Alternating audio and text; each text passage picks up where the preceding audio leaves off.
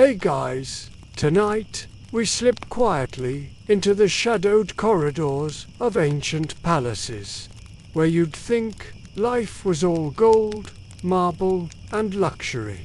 But honestly, someone still had to deal with the dust. You probably wouldn't survive this job, not because it was too dangerous, but because it was too boring.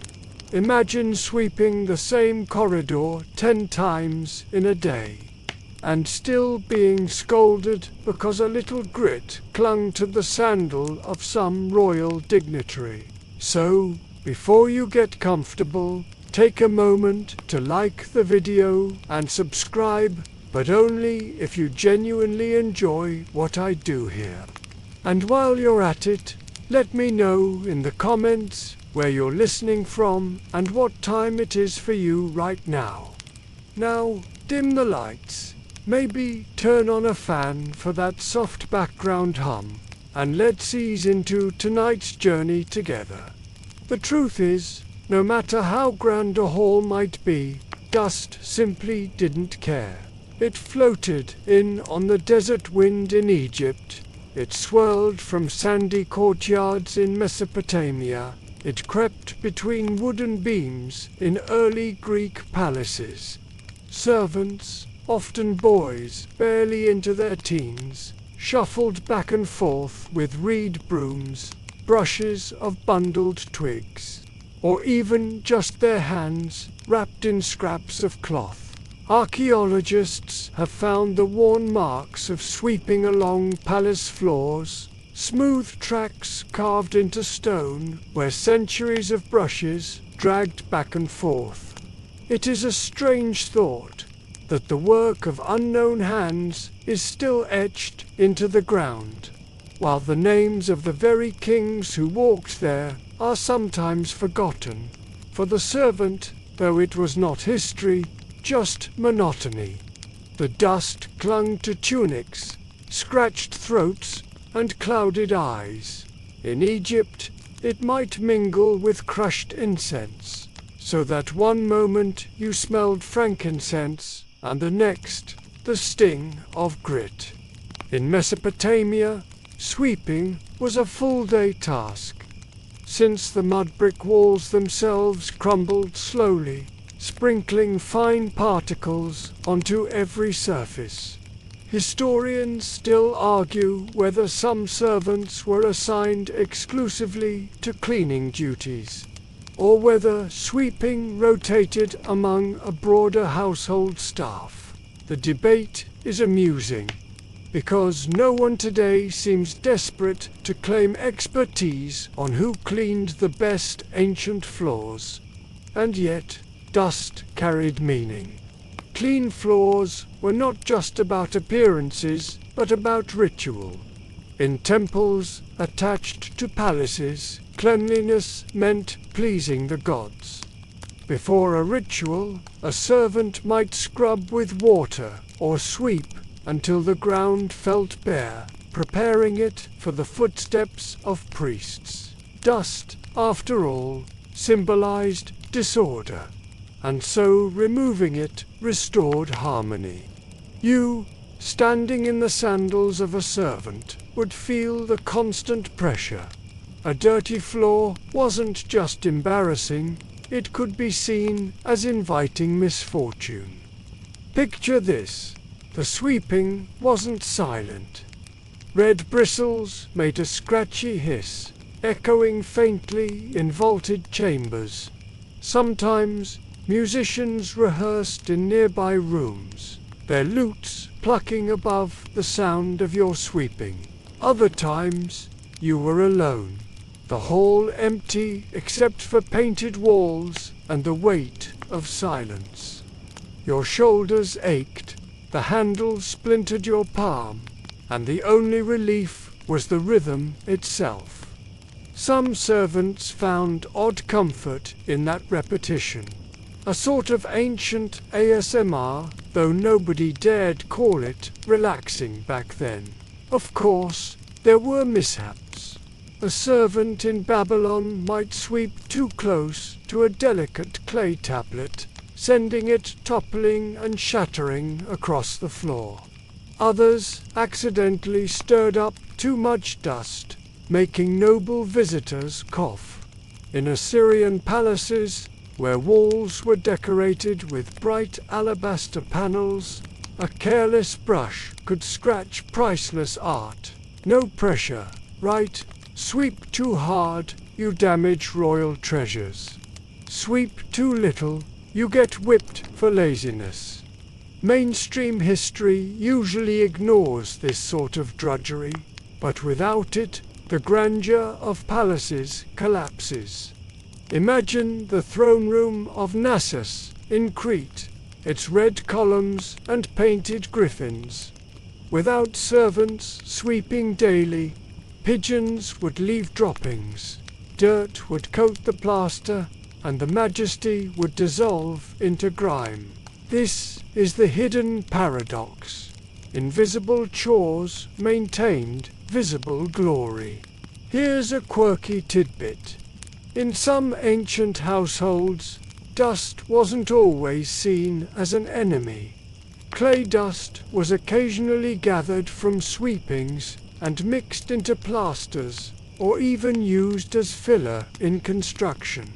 So yes, while you were cursing under your breath, bending over the same patch of floor again, someone else might have been grateful for your bag of sweepings. Recycling, Bronze Age style, the rank of cleaners was low, and yet they brushed shoulders. Literally, with kings, queens, and visiting dignitaries. A servant might sweep a hall one morning and later see a caravan of tribute bearers pass through the same space. Elephants and exotic birds paraded for a king's amusement. The servant was invisible, pushed to the margins, but he was there. He heard whispers, saw the details no court chronicler bothered to note. The nervous twitch of a governor, the scowl of a queen, the muddy sandal marks of a general who had ridden too hard to arrive on time. And the dust kept coming. Every breeze from a doorway, every step across a courtyard, every scuff of sandal released more of it. There was no such thing as a finished task. Even at night, when lamps flickered low, servants might be shaken awake to clean before a feast. Guests expected spotless floors, even if it meant wiping away dirt by hand in the lamplight. You would have hated it, but you would have done it, because refusing was unthinkable. Historians sometimes debate whether these tasks were punishment or simply routine duty. Were the youngest boys always given the broom? Or did women also share in this drudgery, particularly in private quarters? The records don't settle the matter, but fragments of household instructions from Mesopotamia suggest a hierarchy. Some servants poured wine, some baked bread, some swept dust. One job tasted sweeter, but all were equally necessary. Think of the soundscape again, sweeping in rhythm with the shuffle of sandals, the bark of palace dogs, the faint chatter of scribes in another hall. Dust clung to statues of gods, lodged in the cracks of mosaics, and drifted down like time itself, always needing to be pushed aside. Without those servants, the image of power would crumble under its own filth.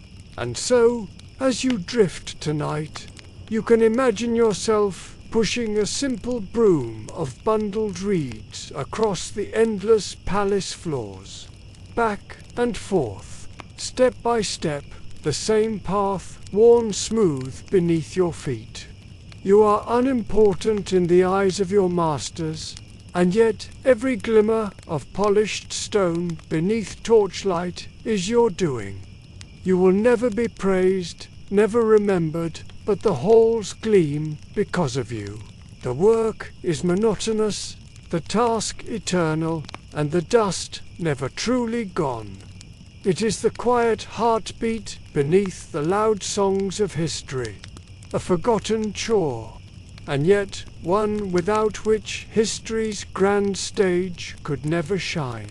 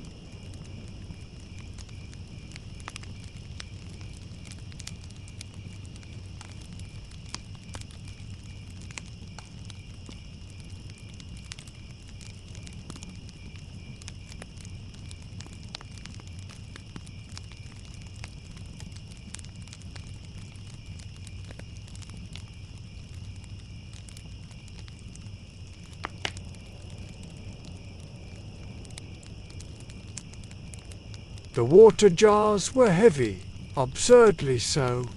Earthenware, shaped wide at the middle, narrow at the neck, and fragile despite the fact that they felt like dragging a small mountain.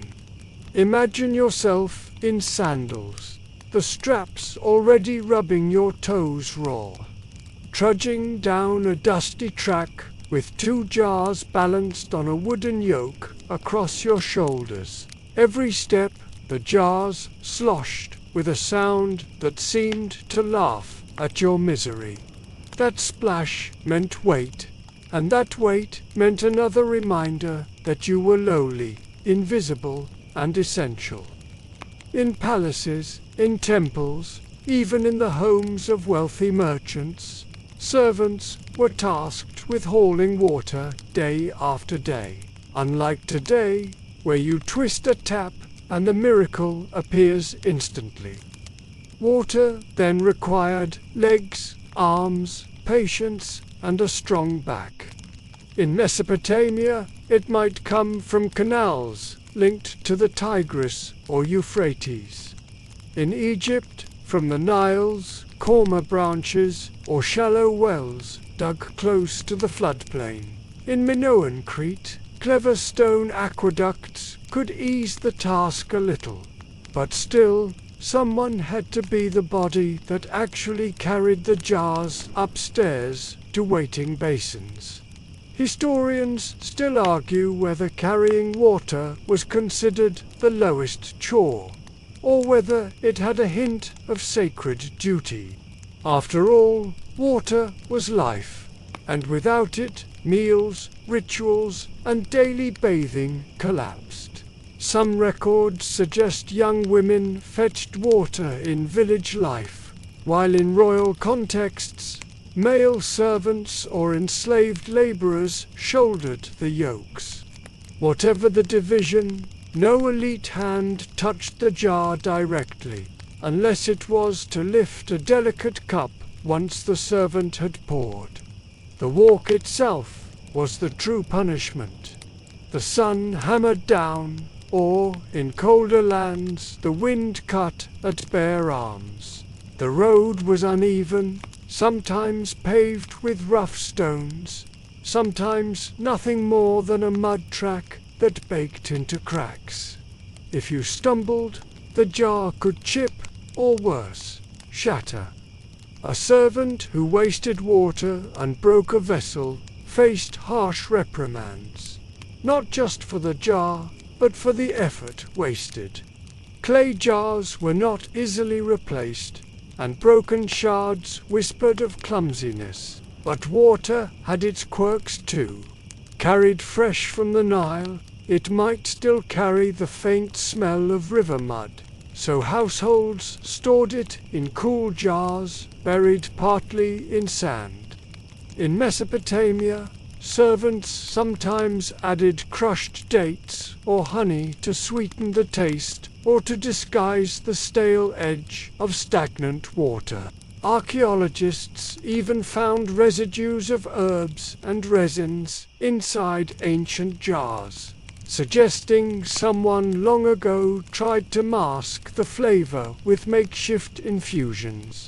So yes, even in antiquity, people hated the taste of plain water sometimes.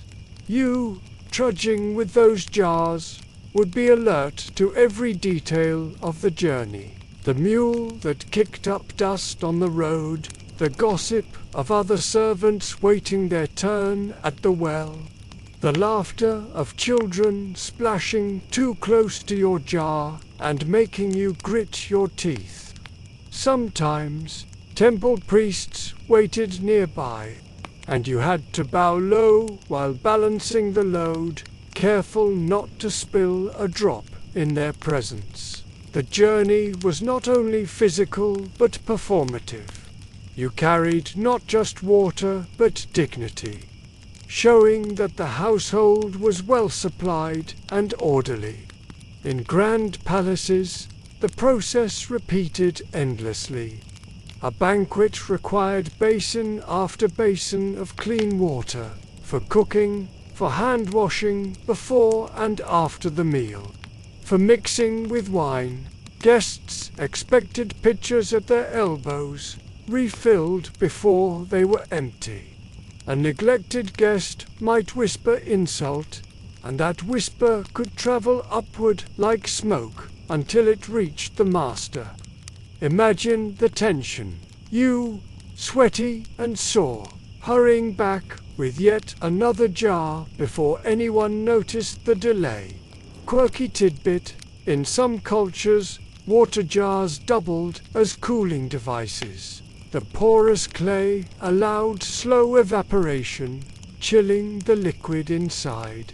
So, when a nobleman enjoyed a refreshingly cool sip, he never thought of you, the servant who had lugged it up the steps and carefully placed it in the shade so the cooling trick would work.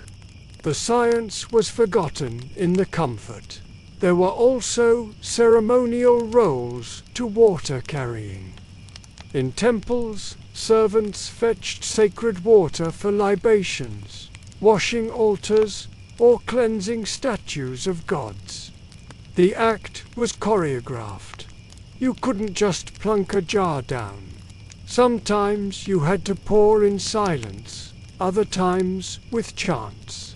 The wrong motion at the wrong time could spoil a ritual. You would stand there, arms trembling under the jars, wait, praying you didn't trip as you poured before the watching priests. Historians debate whether these endless chores shaped servants' bodies into living tools. Some skeletal remains show uneven shoulders and compressed spines, signs of habitual heavy carrying. So, quite literally, the chore etched itself into bone. Every vertebra a record of burdens long forgotten in official history. Yet water carrying was also the closest some servants came to freedom. The walk to the river, or well allowed, a moment outdoors, away from the suffocating walls of the palace. There you saw sky, trees, and other people. You might exchange a whispered word, catch a rumor, even glance at someone you cared for. The chore was hard, yes, but it cracked open a sliver of the outside world. That sliver was often enough to keep you trudging back the next day. The jars grew heavier as you grew tired, and your mind drifted into rhythm. Step, sway, splash, step, sway, splash. A half-meditative state, like humming without sound. You learned to count the steps in your head, knowing exactly how many until the shade of the doorway appeared again. The palace waited, the nobles waited, The kitchen fires smoked, the guards barked orders. And you set the jars down at last, arms quivering but steady enough to pour. And just like that, you vanished again. Grain was the true heartbeat of ancient life, and grinding it by hand was a chore that swallowed hours every single day. Picture yourself crouched on the floor in the dim corner of a kitchen or courtyard, facing a heavy slab of stone with another stone clenched in your hands. The air was dusty, flour floated everywhere, and your arms ached after just a few strokes. You would push forward, pull back, push forward again, the grains crunching beneath the weight, slowly breaking into coarse meal. There was no glamour in this task, no applause, just the sound of grinding echoing like a dull drumbeat of survival. Mainstream history books tell us about pyramids, kings, and battles, but not about the endless rhythm of grinding stones. Yet, without this daily labor, there would have been no bread, no porridge, no cakes for festivals. Archaeologists have uncovered hundreds of saddle querns, the simplest grinding tools, flat slabs of basalt or limestone, grooved from centuries of use. Some grooves are so deep you can imagine the hands that wore them down, generation after generation, dusting their clothes with flour that never washed out. The grind was relentless. A single family might need hours of work to prepare enough flour for a single day's spread. In larger households or palaces, whole teams of servants sat side by side, bent over their querns, a chorus of scraping sounds filling the room. Their knees pressed into the hard ground, their backs curved, their hands blistered and cracked. Historians still argue whether this was primarily the work of enslaved people or lower-ranking servants, but in either case, it was back-breaking labor done in silence. Silence, because talking wasted breath, and every ounce of strength was needed for the stones. But it wasn't only physical. The grind marked time itself. Morning after morning, the same sound announced the day's start. Some servants might have hummed tunes under their breath to keep rhythm. Others might have whispered prayers. The quern was the metronome of life, setting a pace so steady that even children grew up recognizing its sound. In Egyptian villages, it was said you could tell if a household was thriving by the volume of grinding that drifted from its courtyard. To quiet, and you knew hunger stalked the door. Here's a quirky tidbit. Sometimes ground flour contained more than just grain. Tiny bits of stone from the grinding surface mixed in, creating a gritty texture. Over decades, this grit wore down teeth, leaving archaeological skulls with flat, ground-down molars. So, in a way, the stones not only made bread, they slowly ate away at the mouths of those who consumed it. Imagine chewing on bread that felt faintly like sandpaper, day after day, knowing nothing else was available. The smell of grinding was distinctive too. Freshly crushed grain released a nutty, grassy aroma. The dust clung to your nostrils, tickled your throat, and sometimes made you cough until your eyes watered. Servants often tied scraps of cloth over their mouths, but still, flour found its way inside lungs. Imagine finishing hours of grinding only to sneeze and see a puff of flour burst into the air. You were not just working with grain. You were wearing it, breathing it, living inside it. Historians still debate whether this task could be communal enough to foster a kind of hidden social life. Did the grinders talk softly as they worked, sharing gossip, maybe even songs? Or was it enforced silence, with supervisors pacing the room to ensure no one slowed their pace? Fragments of songs recorded in later cultures hint that women sometimes sang while grinding, creating work rhythms to make the hours pass. If true, then somewhere, in some palace courtyard, a servant's voice once floated above the grind, soft and forgotten, but perhaps the only comfort they had. The task had symbolic weight to bread, was sacred in many cultures. In Egypt, loaves were placed in tombs as offerings for the dead. In Mesopotamia, bread was baked for the gods and left in temples. To grind grain, therefore, was to supply both life and afterlife. You were the invisible hand behind divine offerings. Priests raised their prayers, nobles feasted, and travelers ate on their journeys. But all of it began with your silent grind in the corner. Sometimes accidents happened. The quernstone could slip, crushing a finger.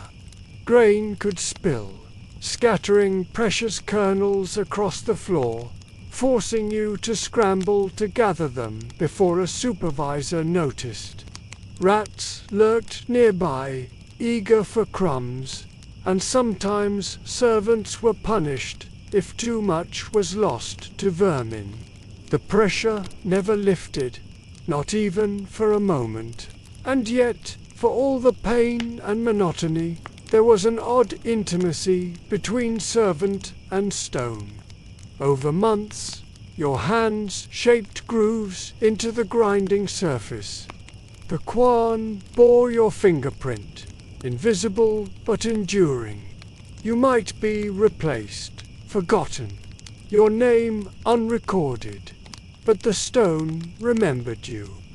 Its curve molded by your strength, its surface hollowed by your persistence. The next servant would inherit not just the tool, but the story of your labor, written in wear and dust. Imagine drifting off now, your arms moving automatically, the grain crunching into flour, your breath sensing with the scrape of stone. Hours stretch, the world fades, and all that remains is the rhythm of work, ancient and endless. You are a servant whose life is measured in handfuls of flour, whose legacy is dust on the floor. And yet, without you, no king, no queen, no god would ever be fed.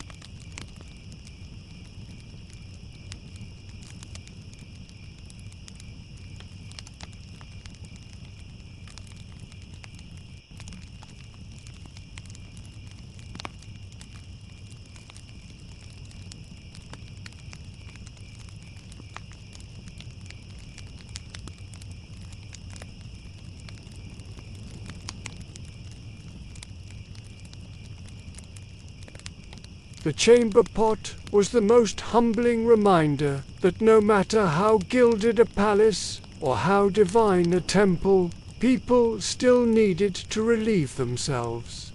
And someone, not the king, not the queen, not the honored scribe, had to deal with the aftermath.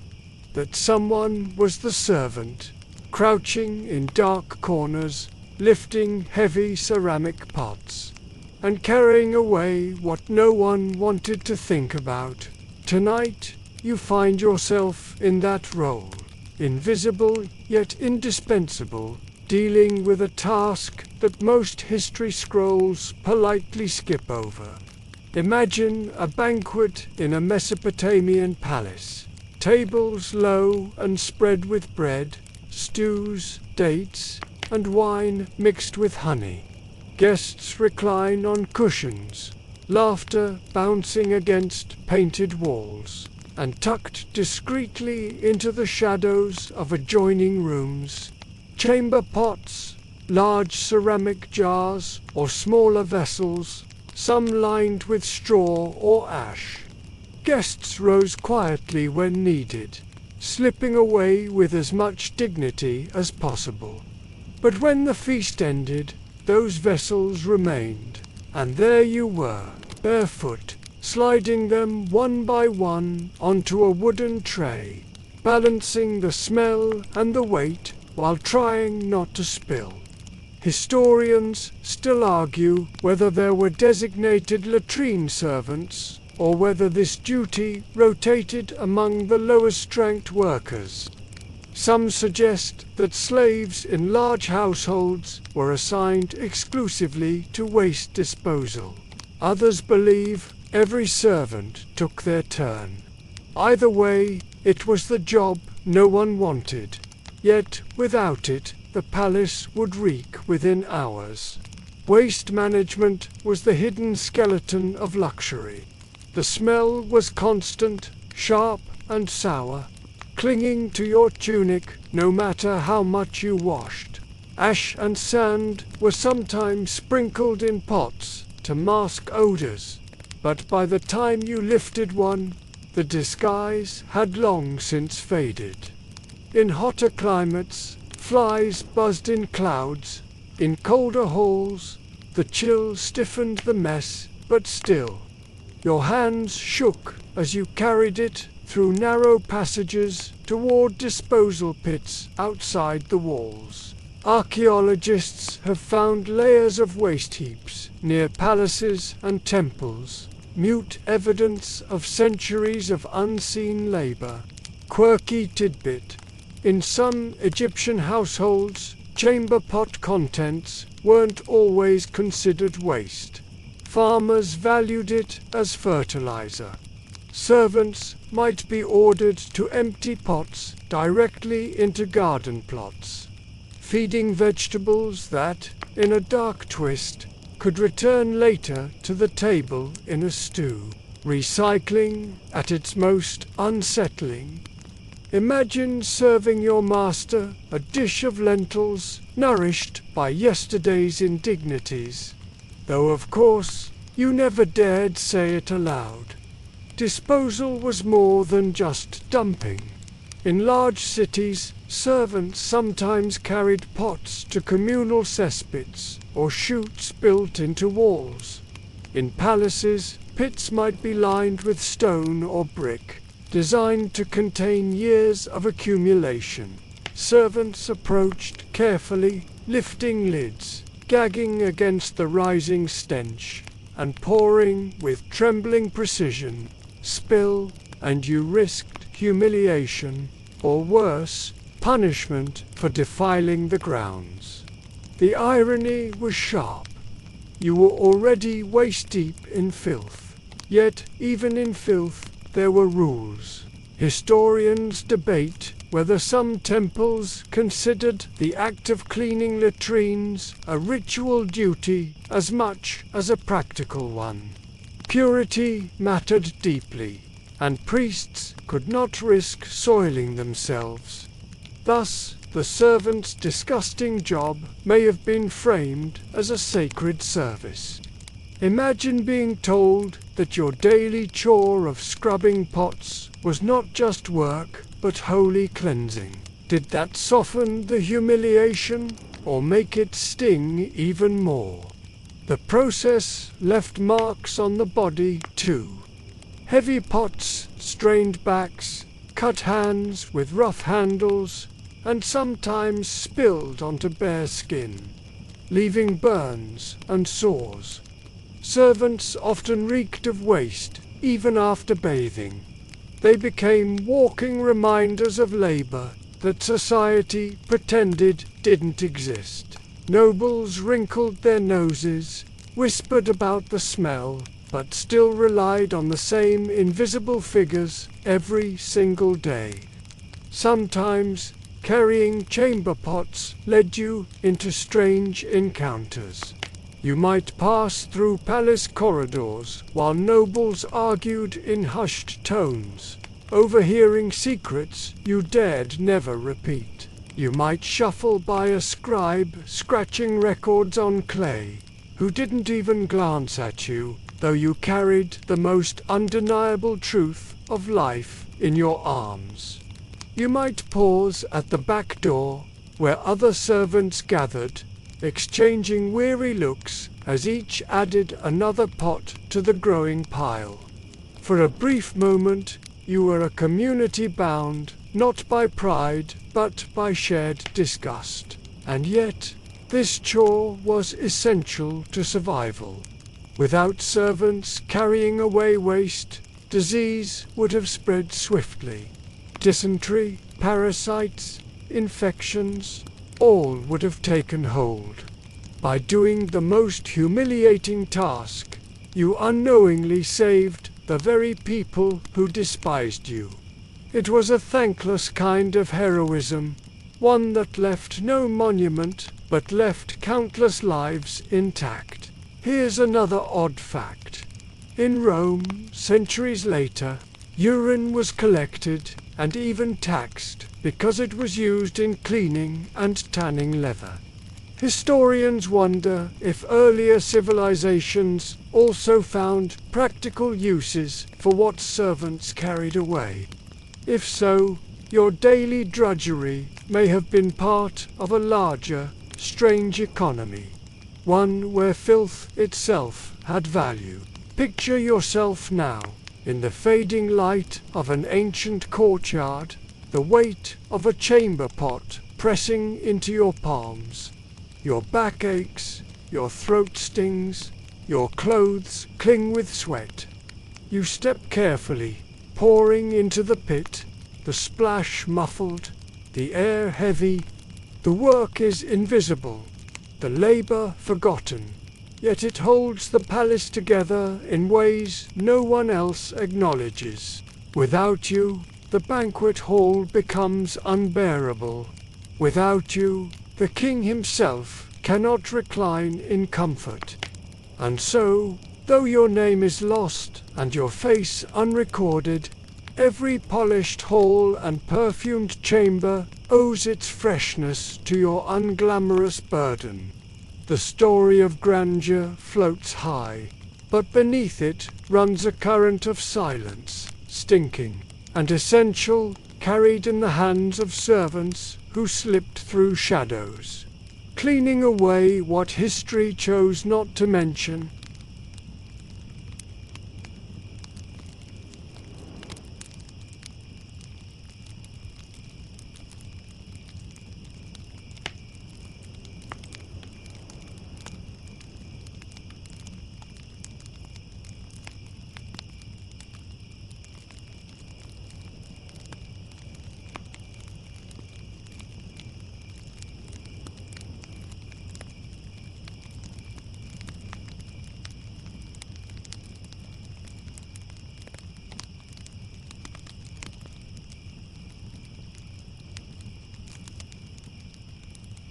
Oil lamps may sound romantic in stories, a soft golden glow in the corner of a room, flickering against painted walls.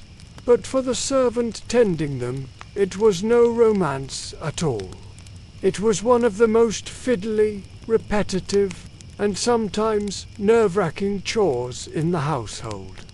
Imagine walking through long corridors of a palace with a tray full of small clay lamps, each already coated with soot, each with a wick that frayed at the end, and each demanding attention before the darkness crept back in. The nobles saw only light. You saw the work behind it. A lamp was never simply lit and left alone. The wick, often a twisted strip of linen or papyrus, burned down unevenly. Too long, and the flame smoked, leaving black streaks on alabaster walls. Too short, and the flames sputtered, throwing more shadows than light. Your job, crouched beside one lamp after another, was to pinch the charred end, trim it carefully with a bronze knife, and tug it just enough so the flame steadied.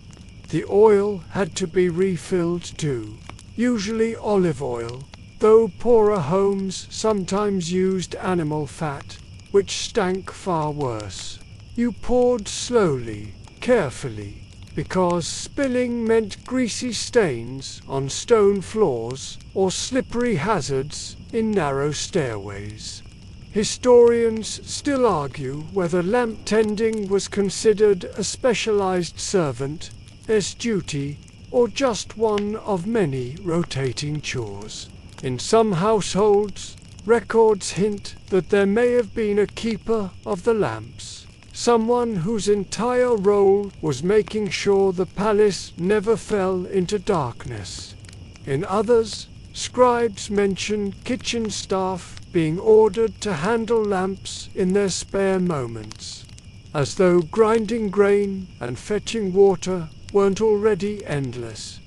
The debate matters because it reveals how invisible such work became. Even in documents, it was treated as an afterthought. The sounds of lamp tending were subtle. A faint scrape as a wick was trimmed.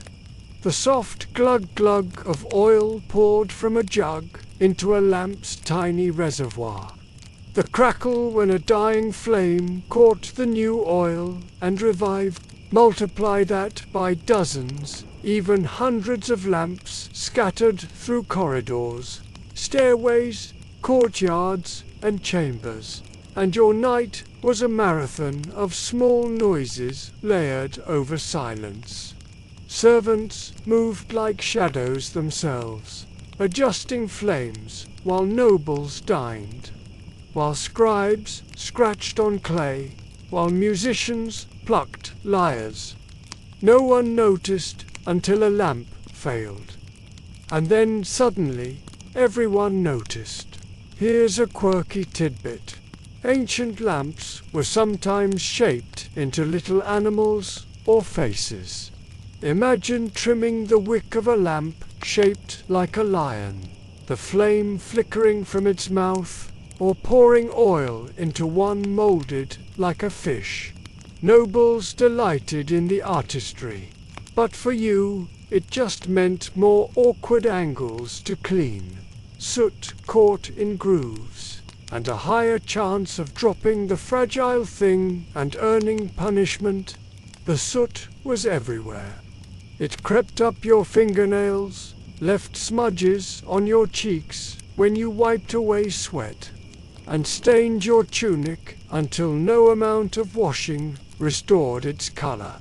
Some servants wrapped cloth around their fingers to pinch wicks, but eventually the fabric turned black and stiff with residue. Historians have even debated whether soot from lamps contributed to respiratory problems in ancient servants, since so many would have spent hours breathing smoke in poorly ventilated halls. Archaeological analysis of blackened ceilings suggests that entire households lived under a permanent haze, like a low-burning fog of oil smoke. Spills were disasters in waiting. Oil was precious and expensive.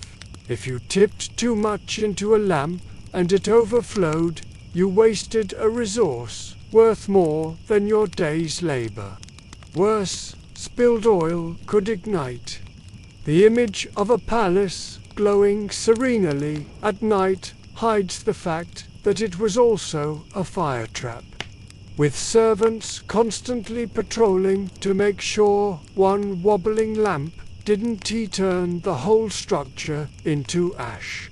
You would walk with your heart tight in your chest, checking every flicker for danger, brushing every stray spark from mats or curtains.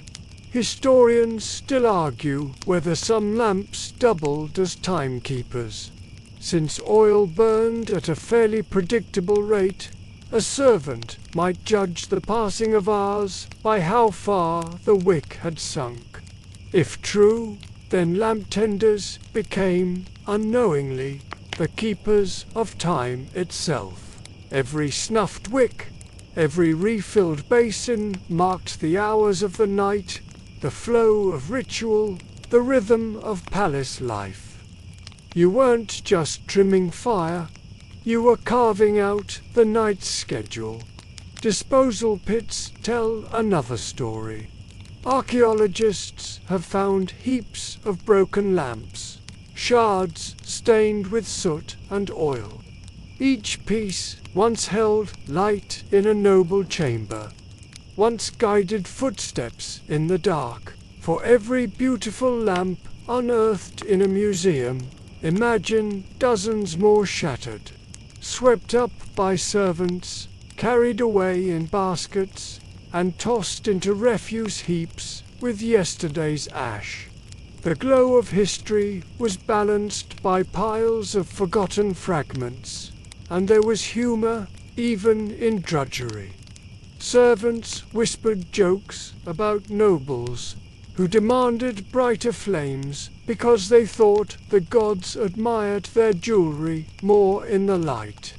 They mocked guests who stumbled drunkenly toward the wrong lamp, nearly setting their robes on fire.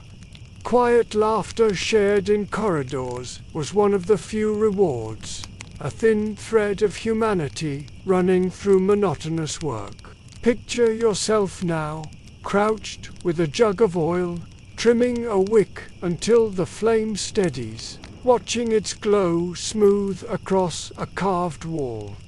You shift to the next lamp, your back stiff, your eyes watering, your hands smelling faintly of ash and olive. Step by step, lamp by lamp, you push back the dark for others. You leave no mark, no inscription, no memory in the records. But without you, the palace would fall into shadows. The rituals collapse, and the night itself would swallow the stories. The nobles recline, confident in their pools of light. The scribes write by steady flame. Feeding sacred animals was never as simple as tossing scraps into a trough. For the servant, it was a ritual, a responsibility wrapped in both reverence and fear. Because the creatures were not just beasts, they were living embodiments of divine will. In Egypt, the Apis bull was considered an earthly representative of Pata. In Mesopotamia, temple goats and sheep were tied directly to offerings for the gods. Cats roamed temples with near supernatural authority. Each had to be cared for daily, and that care fell to the hands of people like you, unseen, overworked, yet trembling with the knowledge that one mistake could offend the heavens themselves. Imagine stepping into a stone courtyard at dawn, a basket of barley slung over your shoulder, the sound of hooves stamping and cats mewling in expectation. The smell hit you first, hay dung and the musky warmth of animals penned together. Flies buzzed in clouds, already awake before the sun climbed high. You moved carefully, aware that a stumble could spill food onto the dirt, and spilled food was waste. Waste was disrespect. Your master might scold you, but worse, you worried the gods themselves might take offense. Historians still argue whether feeding temple animals was considered an honor or a punishment. Some records suggest the task carried prestige, reserved for trusted servants, because the creatures were sacred. Other texts hint that it was just another form of drudgery, handed to the lowest laborers who bore the burden without reward. The truth may lie in between. The duty was sacred in principle, but exhausting and filthy in practice. The sounds were relentless. A bull snorted, hooves clattering on stone as you laid down fodder. Sheep bleated in chorus, demanding attention. Birds, sacred ibises or geese, flapped and honked, scattering feathers into your face. Cats wove between your legs, their claws catching your tunic if you ignored them too long. The clamor was a constant soundtrack, a noisy reminder that divine service was also livestock management at its most chaotic. Here's a quirky tidbit. Egyptian records describe how the Apis bull was fed cakes of honey, dates, and milk, a diet so lavish it would have shamed many human meals. Servants baked these offerings fresh, shaping them with care, then carried them in baskets lined with linen. And yet, once the bull devoured them, you were still the one left to clean up the dung steaming in the corner of the pen. Sacred or not, the animal ate, chewed, and relieved itself like any other. The smell clung to you everywhere. Hay mixed with manure, sweet cakes souring in the sun, feathers and fur sticking to sweaty skin. Even after bathing, your clothes carried hints of it, and nobles wrinkled their noses if you walked too close. You became the living echo of the animals, carrying their scent into every chamber you entered. Historians still debate whether servants ever bonded with the creatures they fed. Some argue the relationship was purely mechanical, a duty carried out with no affection. Others suggest that, over time, a servant might grow attached, whispering to the bull, stroking the temple cats, learning the moods of each animal better than the priests themselves. Archaeological depictions show handlers leading sacred animals with gentle ropes, suggesting at least some care beyond routine. If true, then you might have known the animals not as abstract symbols, but as individuals. The goat that always nudged your arm, the cat that leapt onto your shoulder when you entered, the bull whose eyes followed you like he recognized your face. There were dangers too. A sacred bull could weigh over a ton, and if startled, it might charge. One misstep, one dropped basket, and you could find yourself pinned against stone. Servants learned quickly to move with calm, steady motions, to avoid sudden gestures that might spook the animals. Feeding was not just a chore, it was survival training. The work stretched beyond feeding. You scrubbed troughs, refilled water jars, and swept manure into piles carried to pits outside temple walls. Disposal became its own ritual. The waste could not simply be tossed anywhere. Sometimes it was buried carefully, as though even dung held a trace of divinity. Other times it was burned, the smoke rising like a strange sacrifice. Each step demanded precision, and each step was invisible in the records. Picture the micro details, the rough scratch of hay against your palm, the heat of animal breath as a cow nudged your shoulder, the sudden sting of straw dust in your throat, the floor underfoot slick with droppings, your sandals slipping as you balanced a jug of water, the faint sweetness of honey cakes turning sour when a fly landed in the mix, the cat that stole a bite and hissed when you tried to shoo it away. All these moments stitched together into the rhythm of your mornings, afternoons, and nights. Whispered conversations passed between servants as they worked. "The priests say this bull is divine," one muttered, shoveling dung into a basket. "If he's divine, why does he smell worse than my uncle's donkey?" Another joked about the temple cats. "They live better than we do, and we still bow to them." Such words were dangerous, but laughter was worth the risk, even if only for a heartbeat.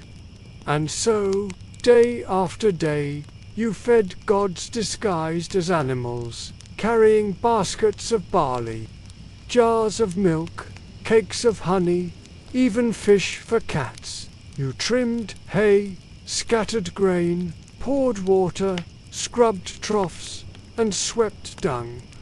You lived in the margins between devotion and drudgery, where sacredness meant endless chores, and holiness smelled suspiciously like manure. Yet without you, the rituals faltered. Priests could not parade the bull, nobles could not bless their meals, and temples would not shine with divine presence. The animals ate because of your hands, drank because of your back, survived because of your quiet, constant labor.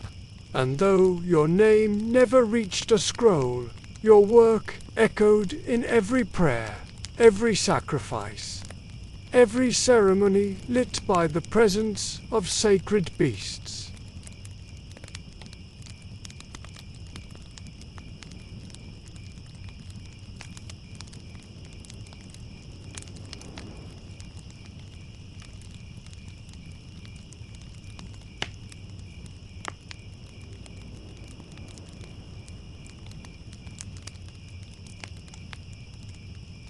The reed pen was as fragile as it was vital.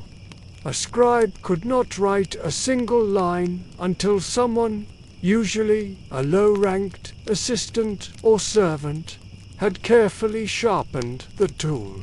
Picture yourself sitting on a low stool at the edge of a scribe's chamber, a bundle of reeds at your feet, each one freshly cut from marshes along the Nile or the banks of Mesopotamian canals. The room smelled of damp clay tablets, drying ink made from soot and gum, and the faint sharpness of reeds freshly split. Your task: turn these hollow stalks into precise instruments, delicate enough to scratch cuneiform into clay or ink hieroglyphs onto papyrus. It was tedious, finicky work. First, you cut the reed to length with a small bronze knife. Then you trimmed one end into a flat wedge or a pointed nib, depending on the script. You sliced carefully, adjusting the angle so the pen wouldn't splinter. Too shallow, and the tip wouldn't hold ink.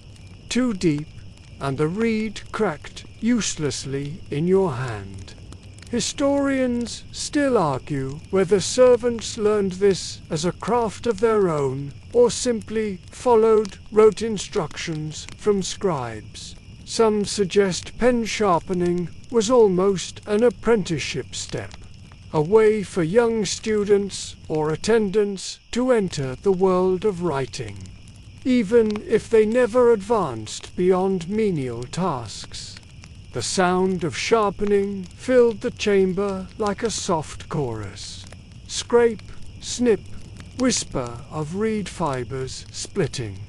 Servants worked in near silence, save for the occasional muttered curse when a reed split the wrong way. Meanwhile, scribes hunched over their tablets, sighing impatiently, tapping their fingers if the next pen wasn't ready fast enough. Ink pots clinked, clay tablets thudded onto shelves, and your knife kept working, shaving, adjusting, testing. Here's a quirky tidbit. Some sharpened reeds doubled as brushes when frayed.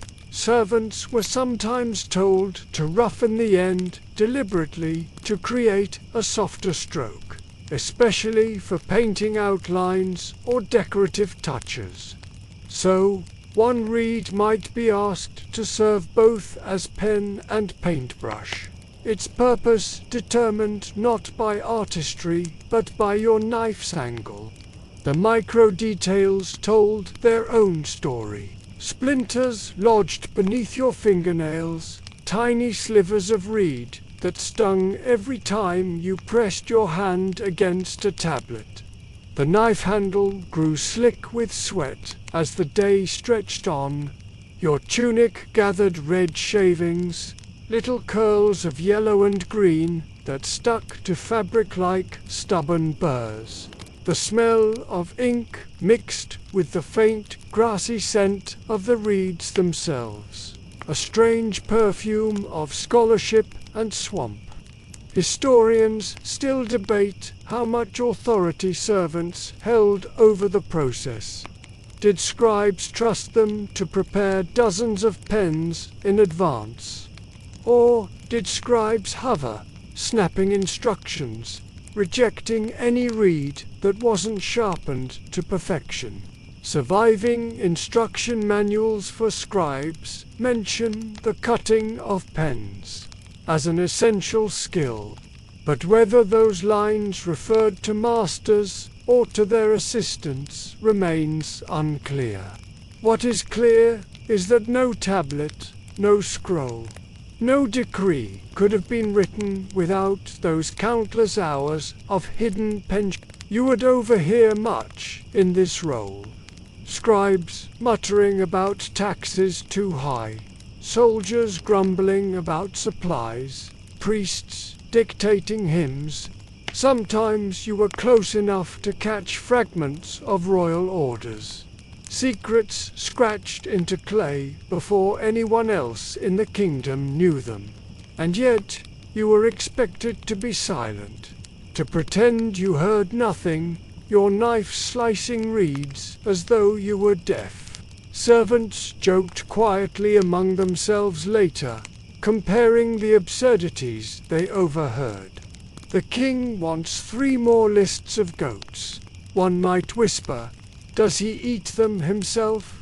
Another laughed, I sharpened 10 pence just for him to write the word cow 20 times. Danger lurked even in this delicate task. A slip of the knife could cut your palm deep, blood mixing with ink stains until you weren't sure which was which.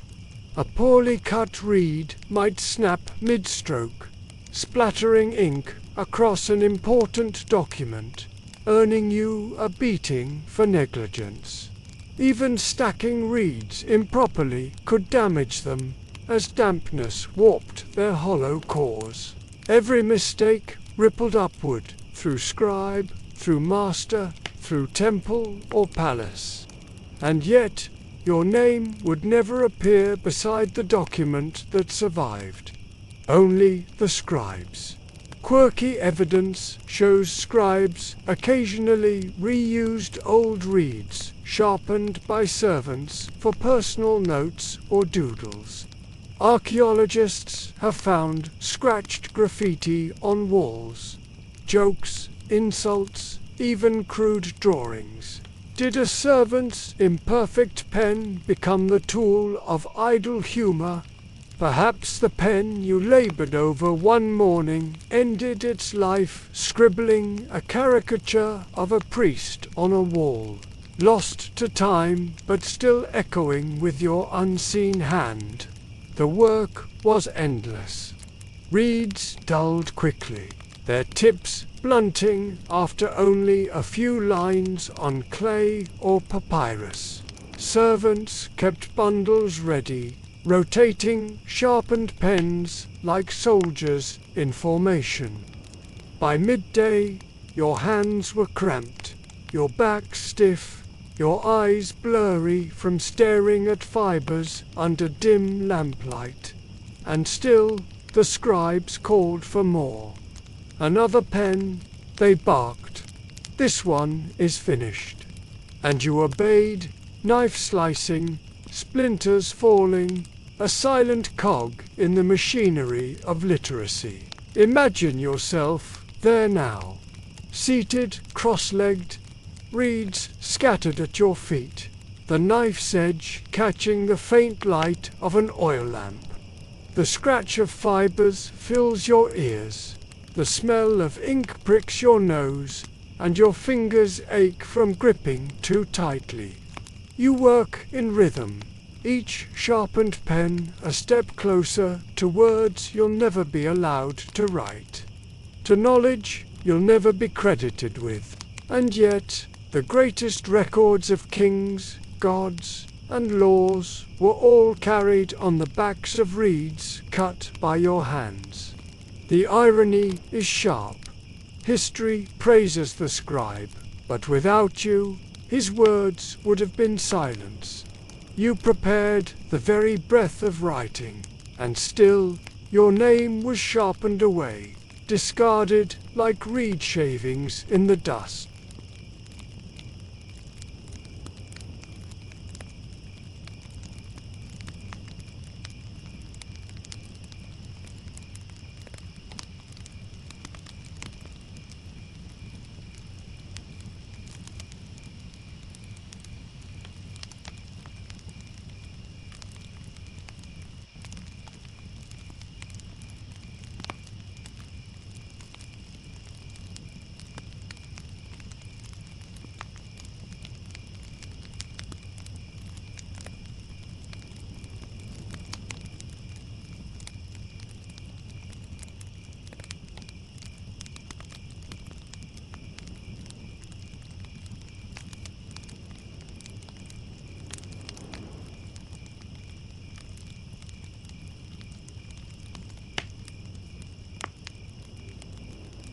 Copying lists sounds harmless, almost cozy, like a clerk in a quiet office jotting down notes. But in the ancient world, it was anything but cozy. For servants and low-ranked scribes, copying meant endless hours of repetition. Hunched over clay tablets or sheets of papyrus, your wrist cramped, your eyes stinging from lamp smoke. Your ears filled with the constant drip of dictated words. You weren't writing poetry or philosophy. You were recording inventories of goats, jars of oil, bolts of linen, and taxes owed by people who would never know your face. Picture yourself seated cross-legged on the packed earth floor of a record room. Shelves of clay tablets towered above, stacked so high they leaned dangerously, ready to tumble at the slightest bump. The air smelled of dust, old reeds, and the faint metallic tints of drying ink. Your master, a higher scribe, dictated in a flat tone. 3 jars of barley, 4 goats, 2 measures of beer. You scratched each number into clay with the sharpened reed you or another servant had prepared. The stylus pressed grooves into the wet surface, each mark needing precision. Too shallow, and the symbol blurred when dried. Too deep, and the clay cracked. Historians still argue whether lower assistants ever truly understood the meaning of the lists they copied. Were they literate enough to comprehend, or were they trained only in symbols and repetition? Some scholars claim assistants became semi-literate, capable of copying shapes without fully grasping the language. Others believe many servants knew more than they let on, but were trapped in a role that forbade them from using knowledge freely. Either way, the task was less about thinking and more about endurance. The sounds of list copying filled the room in a strange harmony. The scratch of reeds, the thump of clay tablets being set aside, the monotonous drone of dictation. Sometimes you heard your own breath, loud in your ears, matching the rhythm of marks on clay. Other times, the silence pressed so heavily that you almost welcomed the clatter. When another servant dropped a tablet and cursed under his breath, a room full of lists was a room full of noise, disguised as quiet. Here's a quirky tidbit. Some lists included the strangest items. Archaeologists have uncovered tablets from Mesopotamia that record deliveries of things like one goat with unusually spotted fur, a basket of onions for temple singers, or 2 jars of oil to polish statues.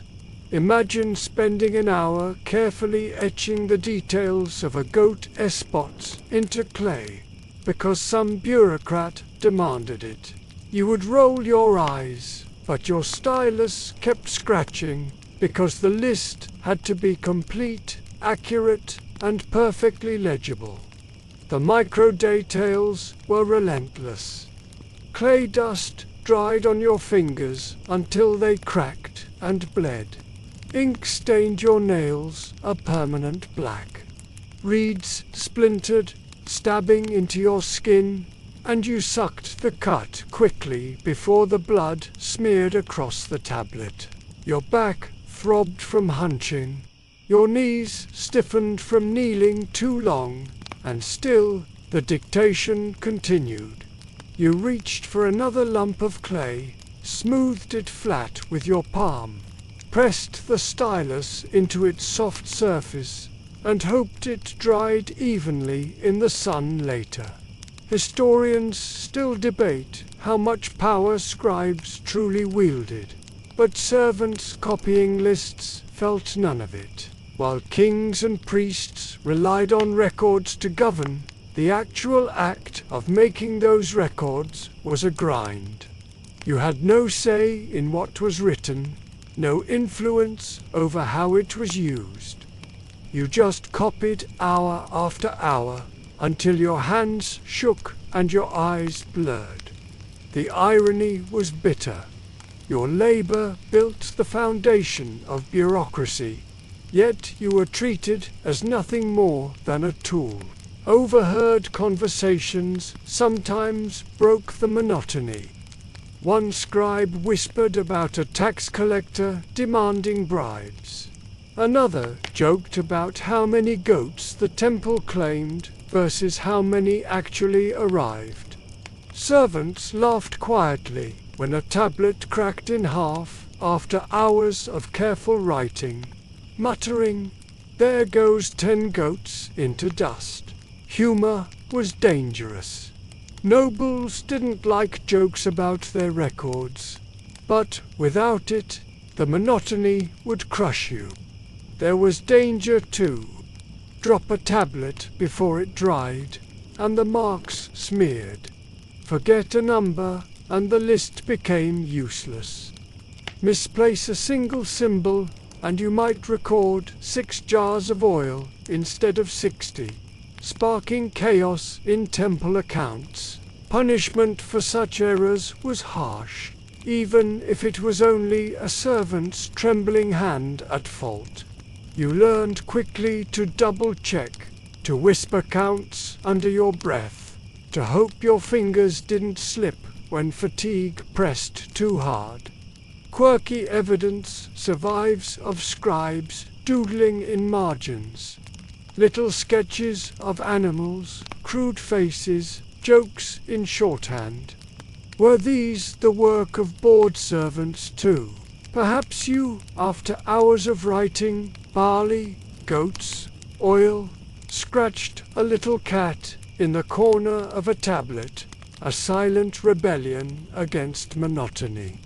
The cat may have crumbled centuries ago, but for one moment you reclaimed a fragment of self in a world that saw you only as a hand holding a reed. Imagine yourself now, your stylus pressing one more list into soft clay, your ears numb from dictation, your back bent, your fingers sore. The words aren't yours, the numbers aren't yours, the records will never bear your name.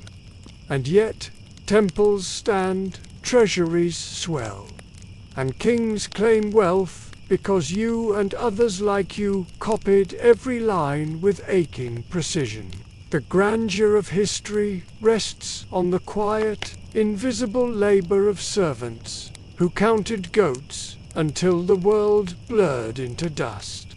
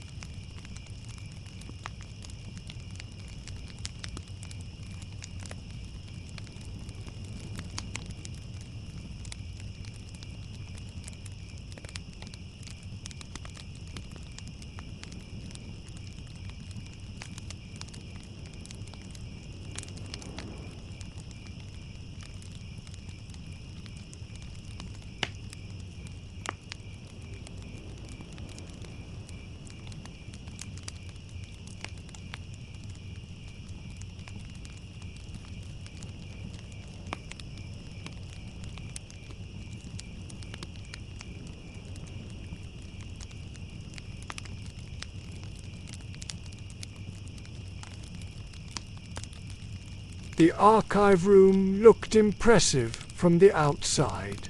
Shelves lined with clay tablets stacked like bricks.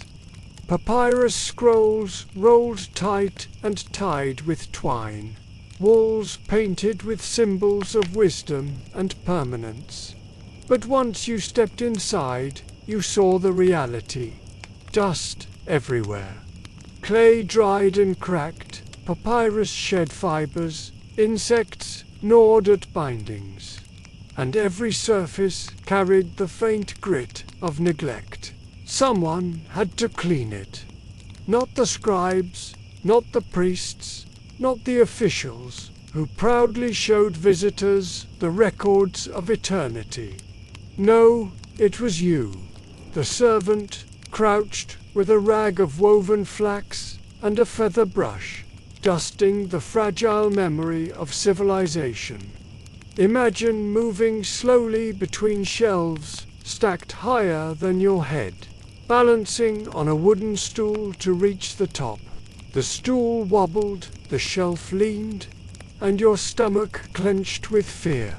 One wrong nudge, and a cascade of tablets could fall like an avalanche, shattering into useless shards. Every motion had to be deliberate. You brushed gently, blowing softly on a surface to clear away particles. Your own breath a danger if too strong. The air tasted dry, like stone and ash, and the light, filtering through tiny windows, caught the motes drifting around you, a constant reminder that dust never truly left. Historians still argue whether archives were truly respected as sacred spaces or just treated as storerooms.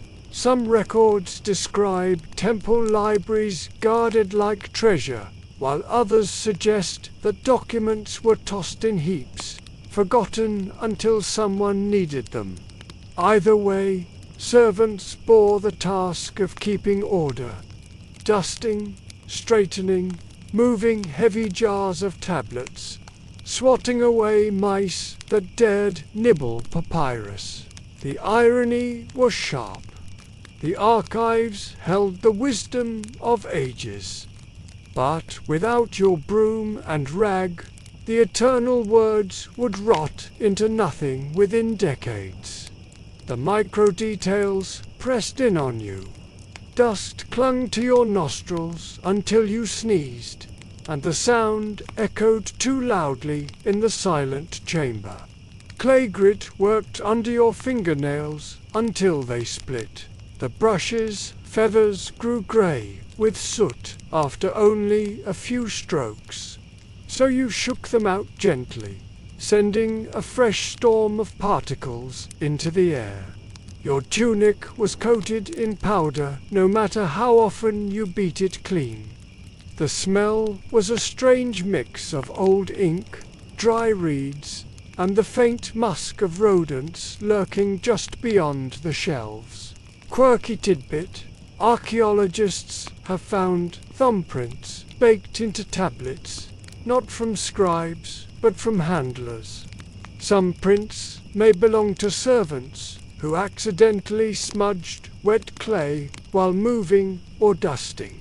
Your fingerprint, pressed in carelessness centuries ago, could now sit in a museum case, admired by scholars who never once consider that it belonged to someone sweeping dust in a forgotten archive. Overheard conversations floated in from scribes working nearby.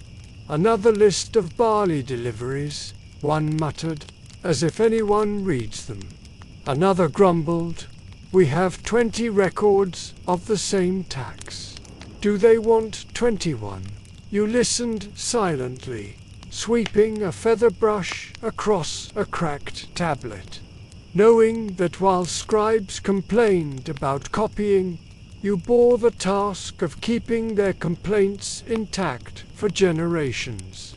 Sometimes, other servants joked quietly, "Maybe if we leave the dust, the rats will eat the taxes too." Dangerous humor, whispered only when no supervisor lurked nearby. The danger was real.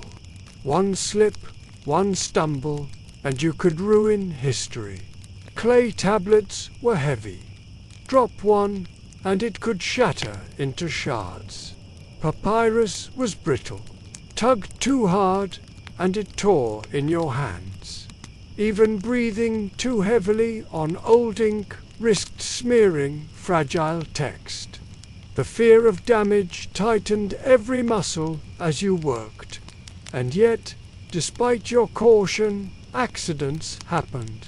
When a tablet cracked or a scroll split, the blame often fell on you, never on the centuries that had already weakened it. Punishment could follow. Lashes for the crime of breaking what time itself had doomed.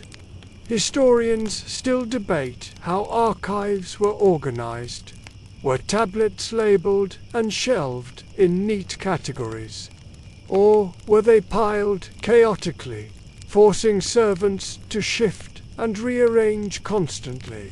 Excavations show both extremes. Some rooms with careful shelving, others with heaps of broken clay scattered on floors. Either way, you bore the endless job of restoring order, like a caretaker sweeping against a tide that never stopped rising. The room had its own rhythm, the quiet thud of clay being set down, the scratch of a reed on papyrus in a nearby chamber, the shuffle of your sandals across gritty stone, the soft flutter of mice scurrying when you approached too quickly, the occasional clink of jars as you moved them aside to reach shelves. It was not silence at all, but a tapestry of small noises, each a thread of labor woven into the fabric of history. Sometimes, in rare moments, you read the words you dusted, a list of rations, a hymn to a god, a law carved in neat script.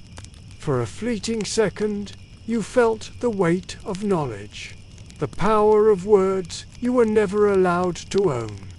Then you brushed the dust away and moved on, leaving the wisdom untouched, as though it were forbidden fruit you could never taste. Imagine yourself now, standing on a stool, feather brush in hand, a shaft of light catching the dust swirling like golden fog around you.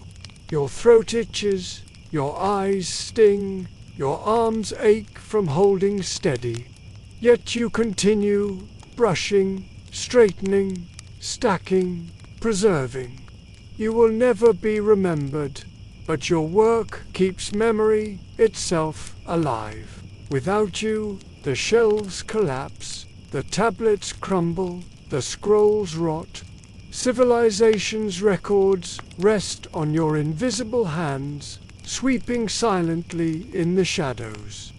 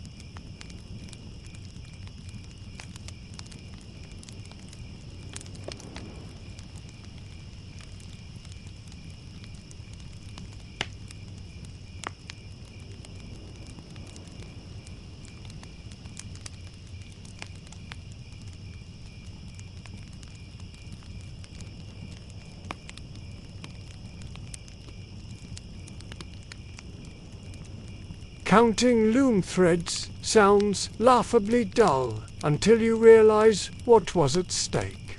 A single miscount meant wasted cloth, botched trade goods, or, in the worst cases, a furious noble demanding to know why their new robe looked lopsided. So there you were, crouched beside a massive vertical loom, eyes straining at the forest of threads dangling before you, fingers twitching as you traced them one by one. The air smelled of raw wool, flax fibers, and stale sweat. The sounds of creaking wooden beams and rhythmic clatter filling the workshop like a heartbeat. The loom itself towered taller than you, waited at the bottom with stones tied to keep threads taut.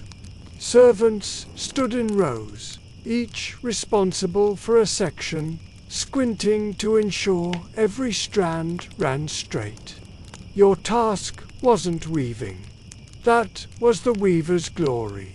Your task was counting, checking, and correcting the endless warp and weft, making sure no strand slipped out of place. Historians still argue whether this duty fell only to young apprentices or whether even seasoned servants rotated in. Some argue that children were often stuck with the job, their small fingers nimble enough to separate threads, their eyes sharp enough to notice a flaw before it grew disastrous. The micro details pressed on you, fibers tickled your nose until you sneezed into the cloth, earning glares from the weaver. Your fingertips grew raw, pricked by sharp flax ends, stained yellow by natural dyes soaking in troughs nearby. Sometimes sweat dripped onto the threads, leaving tiny spots that darkened in the sun. The threads themselves hummed faintly when plucked, a thin vibration that reminded you of a harp string, though no music came from it, only more work. Here's a quirky tidbit. Ancient looms sometimes required over 2,000 threads for a single garment. Imagine counting every one. Servants whispered jokes that they lost their sanity halfway through, and just prayed the gods made the rest even. Of course, praying didn't help when a noble demanded to know why their robe hung unevenly. That robe might take weeks of work, and one crooked thread could condemn you to punishment or, at best, ridicule. The workshop had its own soundtrack. Loom weights thudded when adjusted. Red beaters slapped cloth into place.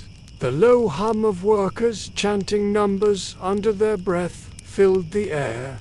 101, 102, 103. You joined the chorus, your lips moving automatically, the rhythm hypnotic until you lost your place and cursed quietly. Starting again from the beginning. Around you, others muttered their own counts, the whole room buzzing with soft numbers like a hive of arithmetic bees. Historians still debate whether servants in these workshops were enslaved or simply low-ranking staff. In Mesopotamia, temple records list entire teams of women dedicated to weaving for priests, some named, most not. In Egypt, weaving workshops tied to palaces employed both free women and captives. The line between skilled craft and endless servitude blurred, and counting threads was the invisible glue holding it all together. The danger was constant. Miss one thread and the cloth's tension warped, producing wrinkles or tears that ruined weeks of labor. Stones tied to the loom sometimes fell, crashing onto feet or shins. Dyed wool could stain hands permanently, leaving blotches of purple or red as though you'd been marked by the loom itself. And worst of all, a tangled mess could mean hours of undoing. Fingers picking apart knots until the light faded and your eyes burned. Conversations buzzed quietly. "Did you see the merchant's robe?" One servant whispered. 3 threads short. "I'd swear it." Another joked, "The gods must be tailors, because no one else cares so much about straight lines." Laughter followed, but only soft, hidden behind the loom's wooden frame. The weaver snapped at you if you strayed too long from your count, reminding you that mistakes were not funny when noble's clothing was at risk. Quirky fact: some textiles carried patterns so intricate they needed mathematical precision, with servants counting every 3rd or 5th thread to ensure designs emerged correctly. You weren't just counting, you were participating in ancient geometry. your whispered numbers aligning with the mathematics of cloth. And yet, no one would call you a mathematician. You were only a servant, eyes sore, mouth dry, fingers trembling. The dust of fibers clung to your throat, making you cough until your chest ached. Lamps smoked in the corners, staining the air with soot. Your knees stiffened from crouching, your back screamed from leaning too long. But still you counted. Thread after thread, strand after strand. At night, when you closed your eyes, you saw nothing but endless lines, straight and taut, weaving themselves across the dark. Imagine yourself there, fingertips sliding along the roughness of flax, lips whispering numbers into the heavy air. You cannot lose your place, though fatigue pulls at your mind like a tide. Around you, threads shimmer faintly in the lamplight, a golden forest of labor stretching forever. You are anonymous, one voice among many, yet every robe worn by a noble, every cloth draped over a temple statue depends on your invisible arithmetic.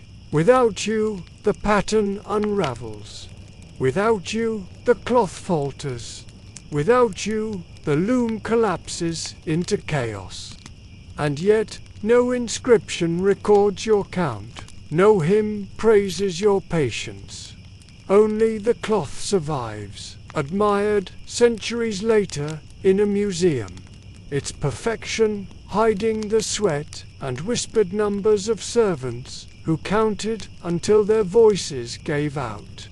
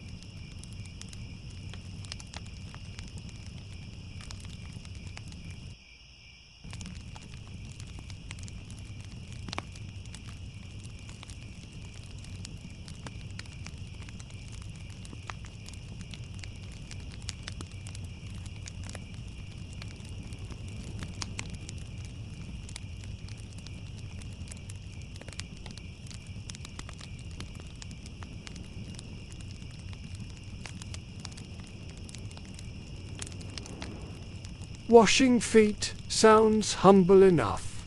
A bowl of water, a rag, a bit of patience. But in the ancient world, it was a ritual threaded with humiliation, symbolism, and sheer practicality.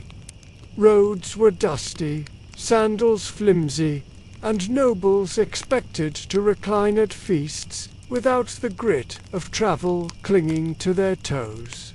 So there you were, crouched at the threshold of a banquet hall, waiting with a basin in your lap, your eyes lowered, ready to cleanse the dirt of guests who barely acknowledged you existed. The scene began before a single drop touched the skin.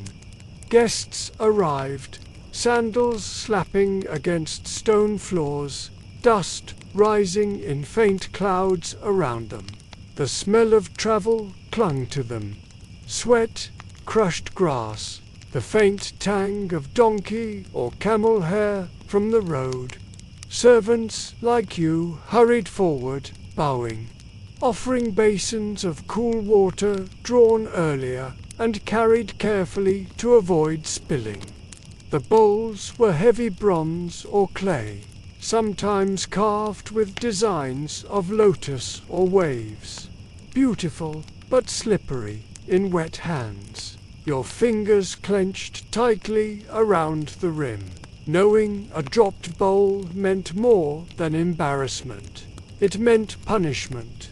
Historians still argue whether foot washing was always a servantess duty, or sometimes a symbolic act performed by hosts themselves. In some traditions, offering to wash a guest's feet was a gesture of extreme hospitality, a signal that no honor was too low for the host. But in palaces and wealthy homes, it almost always fell to servants. The symbolism remained, but you bore the physical labor, kneeling, scrubbing, drying, enduring the awkwardness of touching another's body while pretending you were invisible. The micro details were vivid. Water splashed onto your tunic, soaking the cloth until it clung cold against your skin.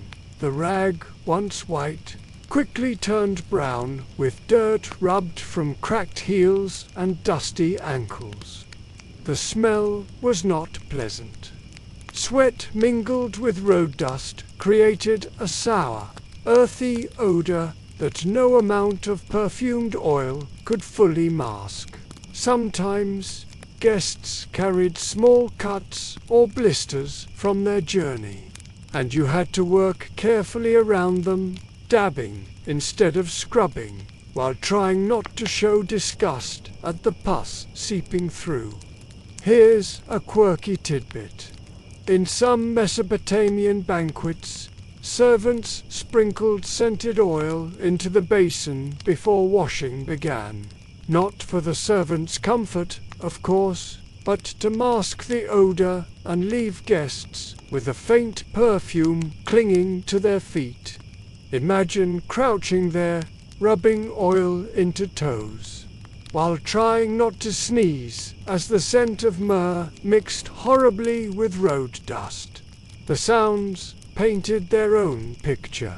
The splash of water poured into basins, the faint squeak of cloth rubbed over skin, the sighs of relief from guests as dirt loosened, the occasional chuckle when water tickled their souls.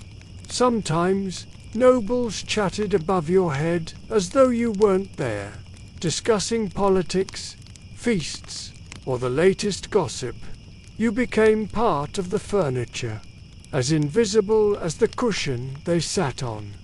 Except cushions didn't ache from kneeling on hard stone.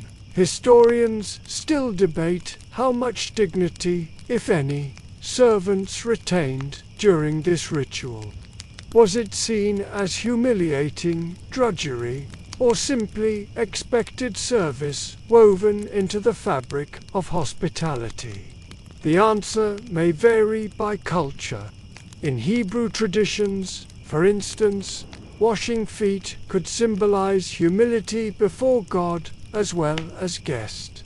In Egyptian households, it may have carried less symbolism and more practicality.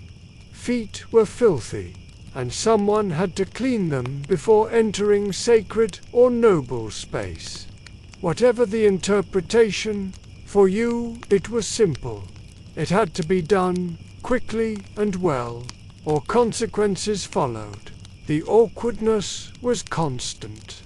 Imagine kneeling at a stranger's feet, your hands wet and your head bowed, as they casually flexed their toes or shifted impatiently. Some guests whispered a quiet thank you. Others ignored you entirely, as if the water itself had moved magically over their feet. A few made jokes at your expense, wiggling toes or deliberately splashing water. You forced a smile or kept your head lowered, hiding any grimace that might earn you a cough later. Quirky evidence comes from certain temple rituals, where even statues of gods had their feet washed by servants or priests. Imagine polishing the carved toes of a stone deity. whispering prayers while you worked, aware that one slip might be seen as sacrilege. The divine and the mundane blurred. Whether it was a living noble or a silent idol, someone still had to kneel with a bowl and rag. Your body paid the price. Knees bruised from constant kneeling. Hands cracked from being plunged into water again and again. The skin wrinkling, then drying out painfully when you returned to other chores. Your back bent forward for so long it throbbed, and when you straightened at last, you felt every vertebra complain. By night, you reeked of sweat, oil, and damp cloth, a smell that clung to you long after the banquet ended. Overheard conversations sometimes gave you brief amusement. Guests speculating about marriages, armies, taxes, all while you rubbed dirt from between their toes. Other servants joked later. I learned more secrets today than the king's spies. All because I was bent over a pair of ankles. Dangerous humor, but it softened the sting of humiliation. Imagine yourself now, crouched at the doorway of a banquet hall, basin in hand. The oil lamps flicker above. Shadows dance across painted walls. Music floats faintly from a corner. A noble's foot rests in your palm, warm, dusty, calloused from the road. You dip the rag, squeeze water over the skin, watch the dirt swirl into cloudy patterns in the basin. The noble sighs, relaxed, while you work silently, patiently, invisibly. You dry the foot with a strip of linen, then move on to the next guest, and the next, and the next, until your knees scream and your back aches, and the basin water turns as murky as the Nile after a flood. Without you, no bank. Mixing medicines was one of the strangest chores a servant could be assigned. Unlike sweeping floors or carrying water, here you worked with things that smelled foul, looked suspicious, and occasionally hissed or bubbled in bowls, as if alive. You weren't a healer, not a learned physician with scrolls of wisdom. You were just the one fetching ingredients, pounding them into paste, stirring them until your arms ached. And yet, one slip of your hand could decide whether a noble felt relief or writhed in worse agony. Picture yourself in a cramped side chamber of a palace or temple, shelves lined with clay jars labeled in scratchy ink, their stoppers sealed with wax or linen. The air reeked of herbs, both pleasant and nauseating, mint and honey mixing with rancid fat, dried fish scales, and, yes, occasionally animal dung. Mortar and pestles cluttered the table, their stone surfaces stained with years of use. A healer barked instructions, barely glancing at you. 3 measures of crushed garlic, a pinch of dried crocodile liver, mix with honey, stir until smooth. You scrambled to obey, the weight of the task heavy in your hands. Historians still argue whether servants were trusted enough to know the recipes, or if they only fetched and stirred under supervision. Some scholars believe servants memorized basic mixtures, becoming unofficial assistants. Others think servants acted blindly, measuring and pounding without the faintest clue of what they were making. Either way, you had no choice but to handle bizarre substances daily, the smell of which clung to your hair and clothes like a curse. The micro details made it unforgettable. Crushing dried herbs filled the air with a sharp dust that stung your nose and made you sneeze into the bowl. Grinding oily seeds left a sticky film on your hands that no washing fully removed. Honey poured slow and thick, sticking to your fingers, making every other ingredient cling like glue. You stirred pastes until your arms trembled, the pestle heavy, the bowl wobbling dangerously on its base. And always the healer hovered, muttering, correcting, warning. Here's a quirky tidbit. Ancient recipes sometimes called for utterly bizarre ingredients. Egyptian medical papyri mention crocodile dung used as a contraceptive. Babylonian texts list powdered turtle shell for fevers. Honey mixed with beer was prescribed for wounds.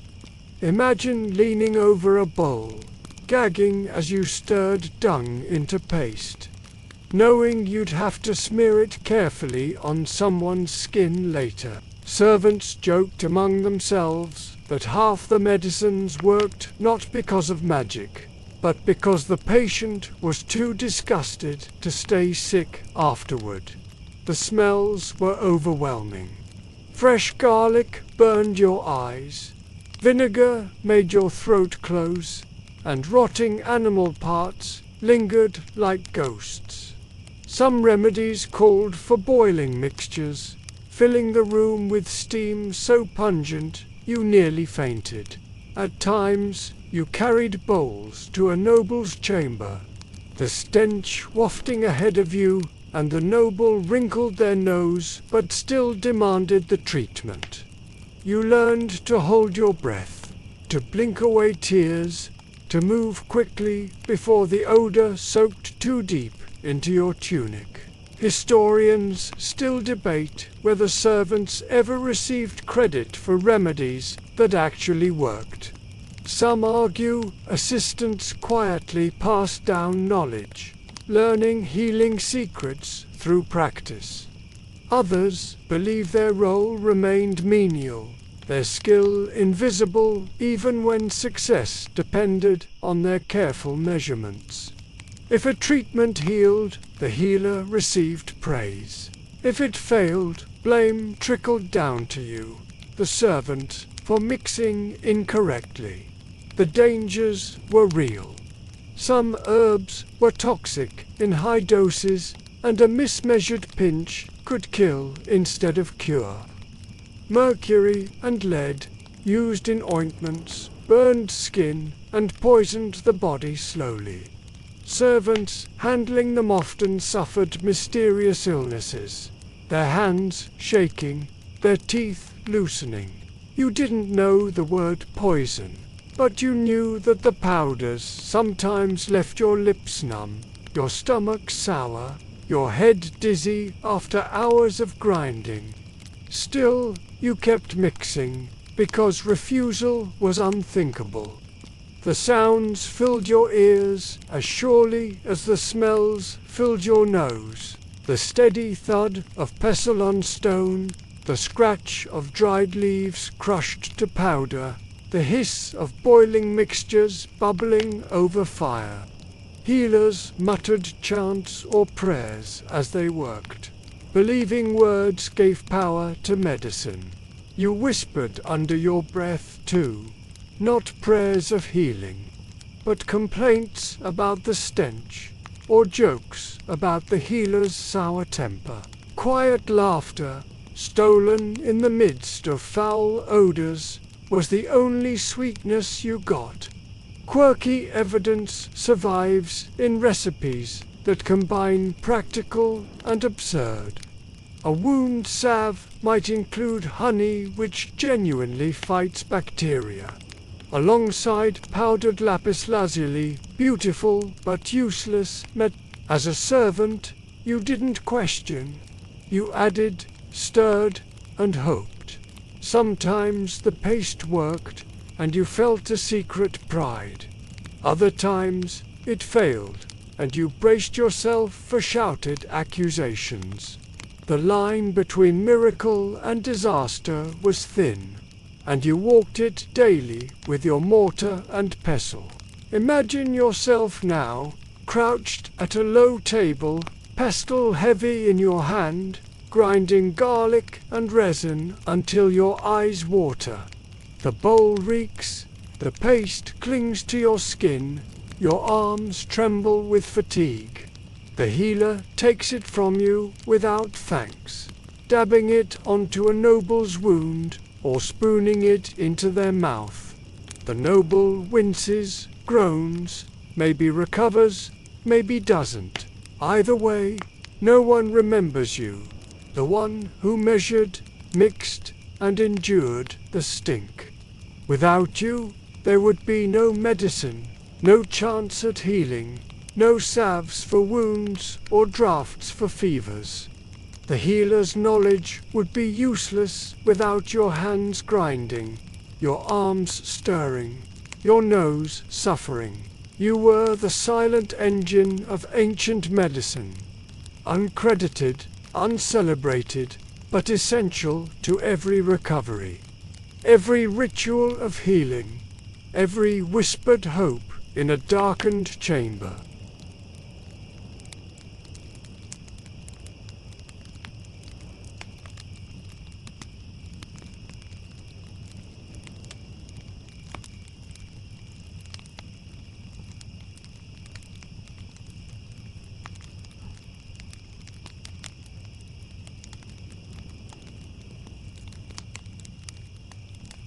Entertainment was supposed to be light-hearted, a welcome distraction after feasts or ceremonies. But for you, the servant, it began long before the first song or game, with the tiresome, nerve-wracking task of fetching, arranging, and preparing every prop nobles expected. Juggling balls, lyres, drums, dice, carved gaming boards, even trained animals sometimes. All had to appear as if by magic at the right moment. And who made that magic work? You, sweating in storerooms, scouring corners for misplaced pieces, and praying nothing broke on the way. Picture yourself in a dark storeroom, lit by one guttering oil lamp. Shelves stacked with instruments and games. Dust clung to everything because nobles rarely used the same item twice in a row. A harp leaned against the wall, its strings warped from humidity, smelling faintly of mold. Dice carved from bone rolled underfoot if you weren't careful. A drum's stretched hide reeked of old animal fat, sticky in the warm air. Your master shouted from the hall, "Bring the board. The guests want to play." Your heart leaped, because which board? The one with carved lions, or the one with squares painted in blue? Choose wrong, and the scolding would be merciless. Historians still argue whether servants doubled as entertainers or only as stagehands. Some suggest low-ranking servants played minor instruments during feasts, filling in background rhythms. Others believe their role was purely logistical, setting the stage before professionals or nobles took over. Either way, you carried the burden of preparation. Nobles demanded smooth transitions. No pauses between music and games. And that meant you running breathless through corridors with a fragile lyre balanced in your hands. The micro-details made it stressful. The carved gaming pieces were tiny, easy to lose, clattering across floors if your tray tilted. The strings of lyres snapped unexpectedly, whipping your fingers with sharp pain as you tried to tune them quickly. Drums sagged, if not tightened properly, their sound flat and embarrassing, and you had to crouch awkwardly to stretch the hide with raw twine. Nobles didn't notice the labor, only the final sound, but your sweat slicked every note before it reached their ears. Here, as a quirky tidbit, archaeologists have found ancient dice marked not with dots, but with carved animals or symbols. Imagine trying to retrieve a die carved with a tiny horse from under a table while nobles impatiently demanded the game continue.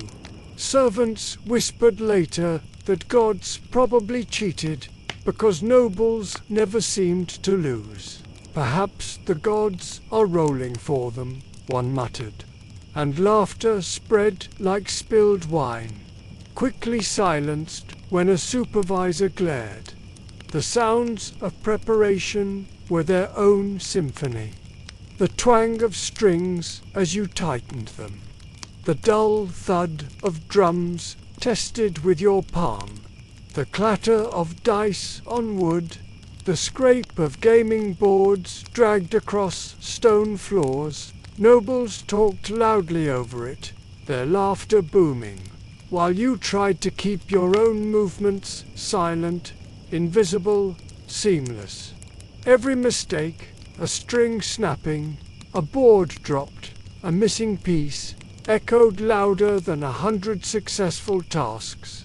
Historians still debate whether servants truly shared in the entertainment, even in shadows.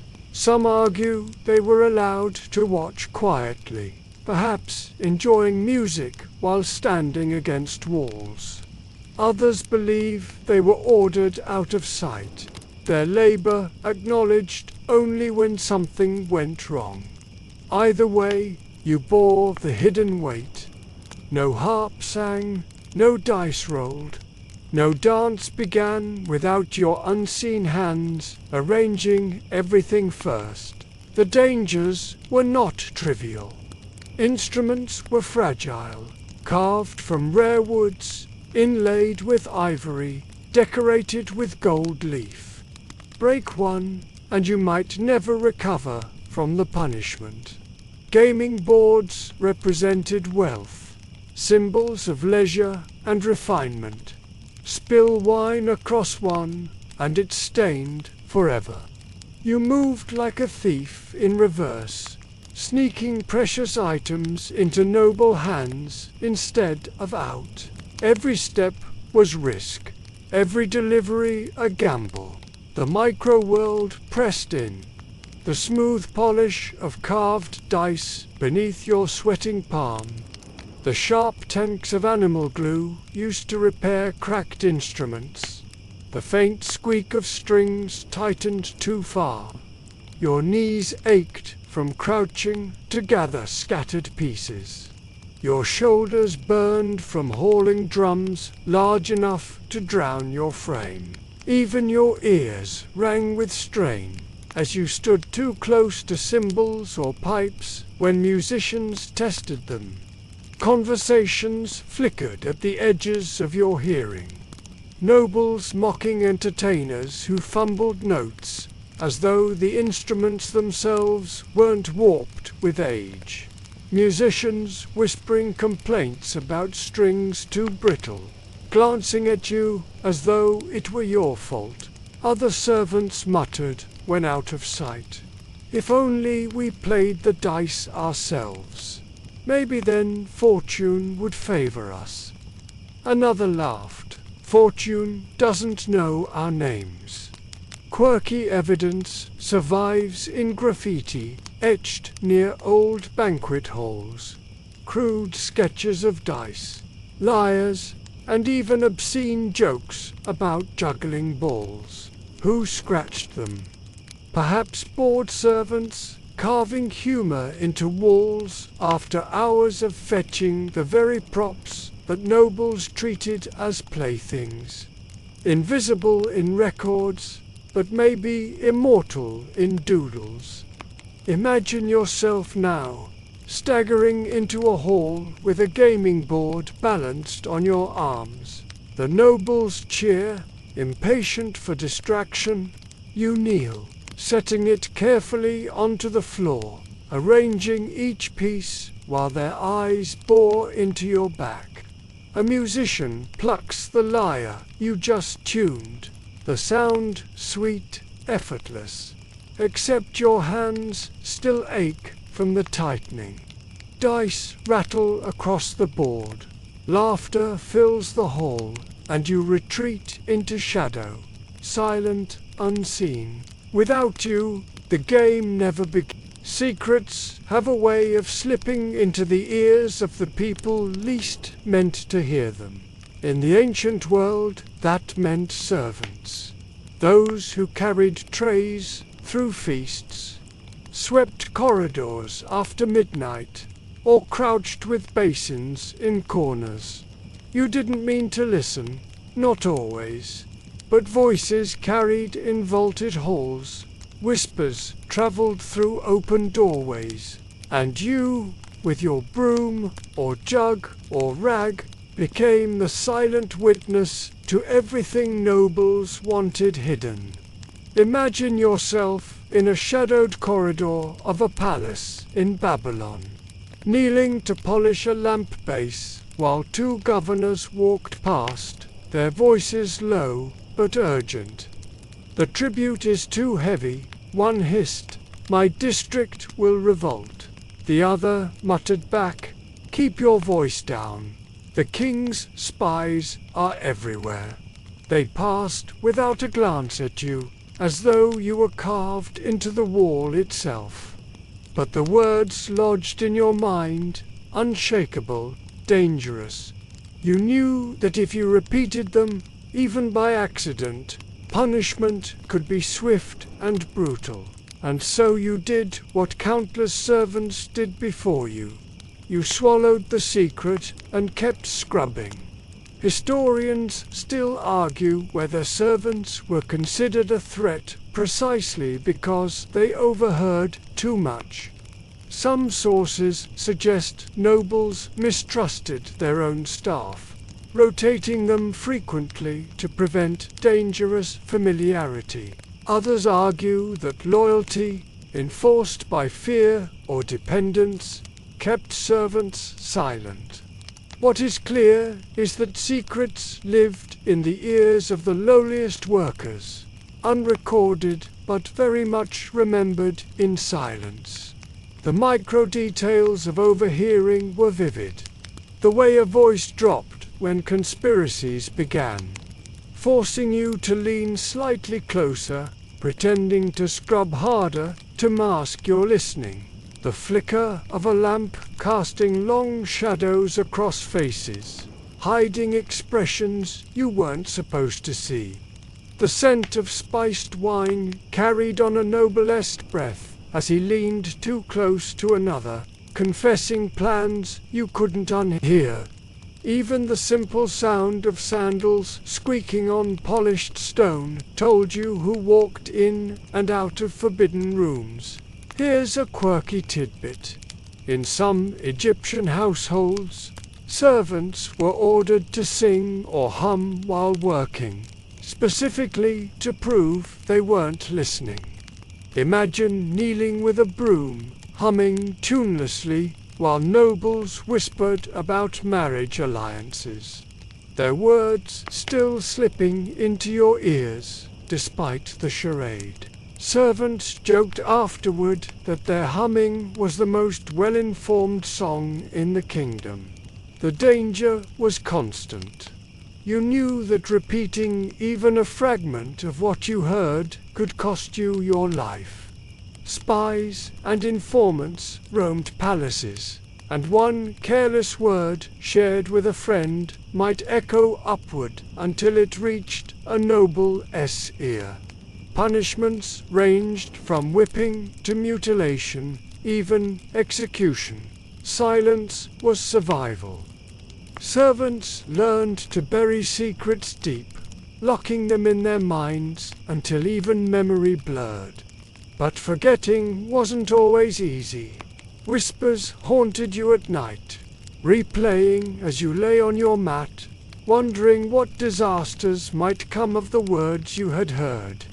Historians still debate whether servants sometimes shaped politics quietly through rumor. Did a servant deliberately repeat a secret to shift power? Or did their silence create a hidden archive of knowledge that never left the kitchens and corridors? The truth is unknowable, but the possibility lingers that the invisible hands of servants sometimes nudged history, if only by carrying whispers from one hall to another. The sounds of secrets carried weight. A sudden hush in a conversation told you something important had begun. A cough or laugh used to cover a dangerous phrase. The scrape of a chair, the clink of a cup. Ordinary noises that wrapped extraordinary words. You catalogued them unconsciously, a rhythm of speech and silence that told you more than any official record ever could. The microworld pressed itself on your body, kneeling too long as you pretended to clean, your knees numb on cold stone, your hands trembling slightly, hoping no one noticed your ears angled toward the conversation.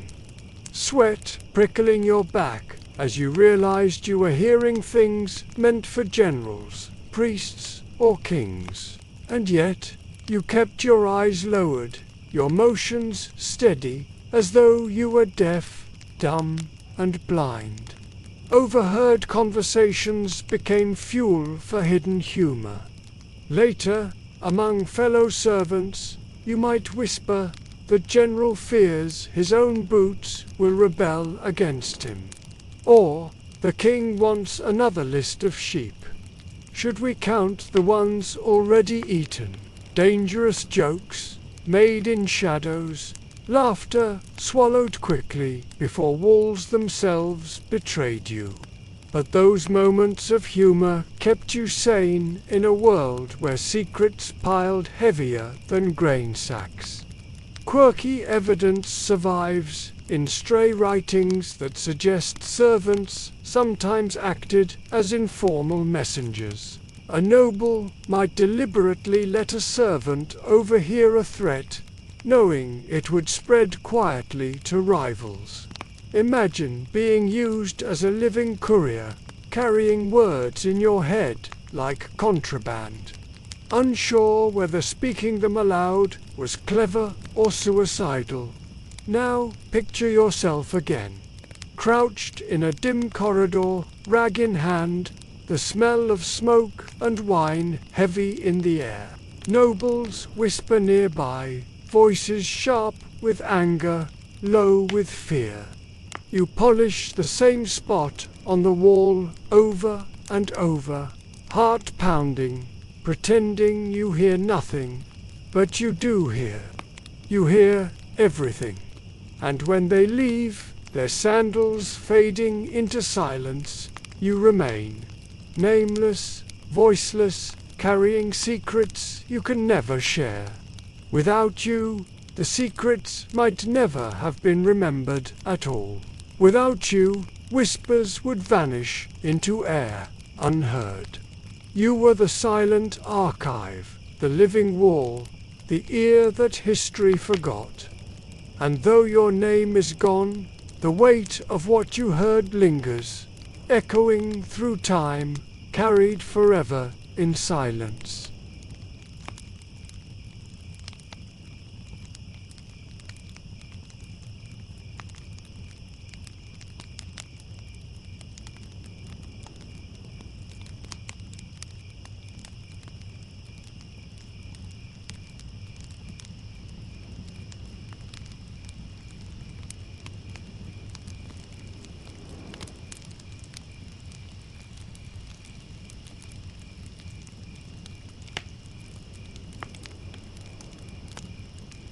Temple offerings always looked glorious at first.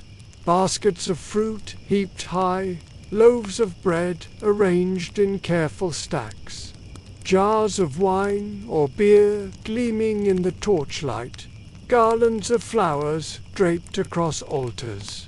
To worshippers, it was a feast for the gods. To priests, it was a ritual of devotion. But to you, the servant, it was the beginning of another filthy, thankless chore. Because once the prayers ended, once the incense burned low, the food sat there day after day, rotting in the heat, buzzing with flies, and who cleaned it all away? Not the priests. You imagine stepping into a temple chamber at dawn.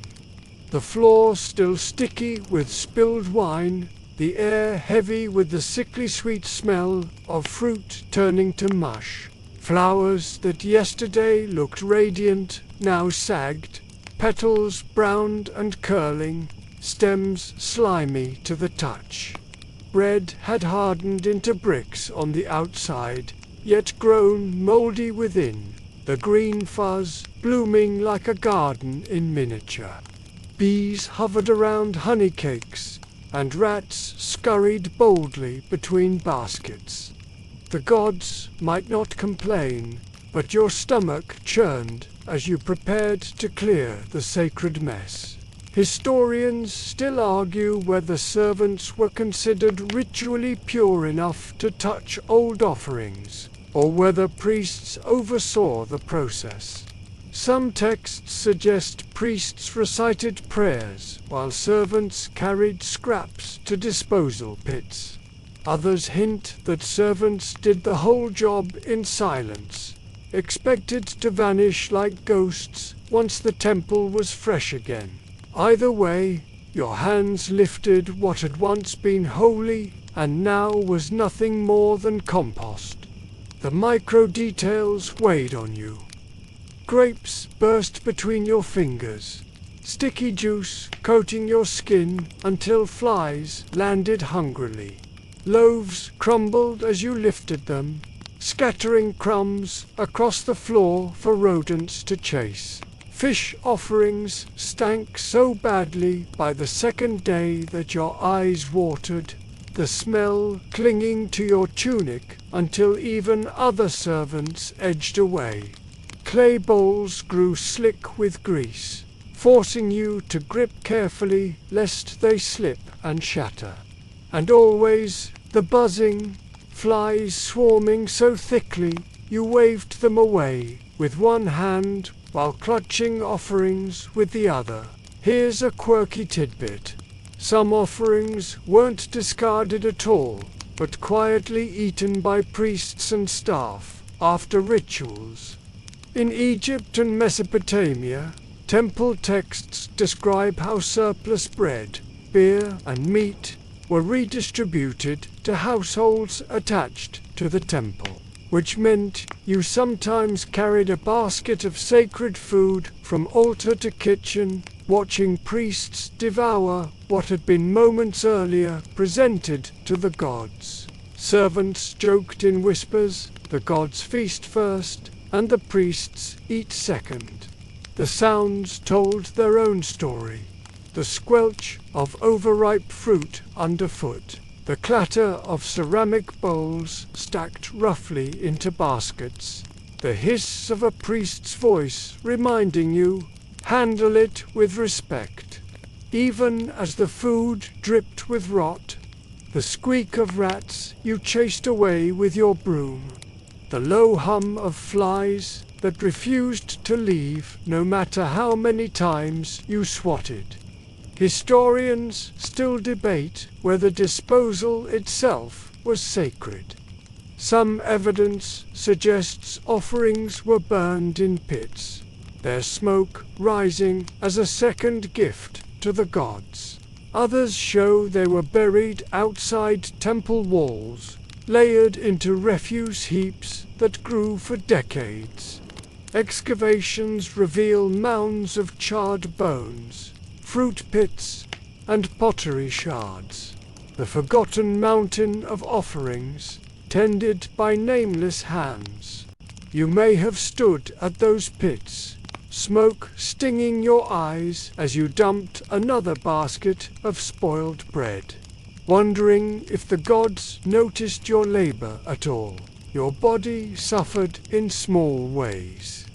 Sticky fruit juice glued your fingers together until you could barely grip. Mold dust made you sneeze violently, earning sharp looks from priests. Heavy jars of spoiled beer sloshed dangerously as you staggered to carry them, the smell splashing onto your skin until you gagged.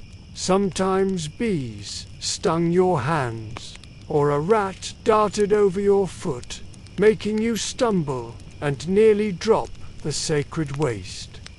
Conversations among servants became their own form of release. Do you think the gods really eat any of this? One muttered, scooping moldy figs into a basket. Another snorted. If they do, they must have stomachs stronger than ours. Someone else joked, the gods eat the scent. We eat the scraps, and the rats eat the rest. Laughter bubbled quietly, hidden under the buzz of flies, humor born from drudgery. Quirky evidence survives in the form of offerings deliberately shaped to outlast decay.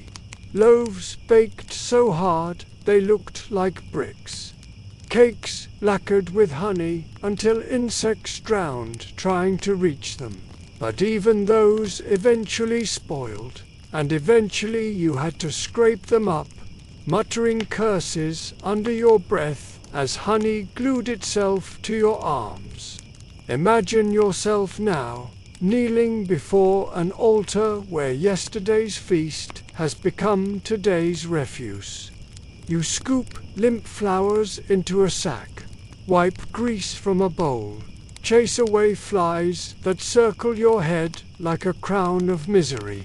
Priests chant faintly in the background, their voices solemn, but you are the one elbow deep in rot. You carry baskets outside, dump them into pits, watch the smoke rise or the flies swarm. Then you return, sweep the floor, light new incense, arrange fresh offerings, ready for the cycle to begin again. Without you, temples would stink, rituals would falter, worshippers would recoil. Without you, offerings would collapse. Now, as the last chore fades, let yourself drift gently with the servants who lived their lives in silence. Imagine the halls without their sweeping, dust rising in thick clouds, carpets worn dull. Picture palaces without water bearers, guests thirsty, rituals broken.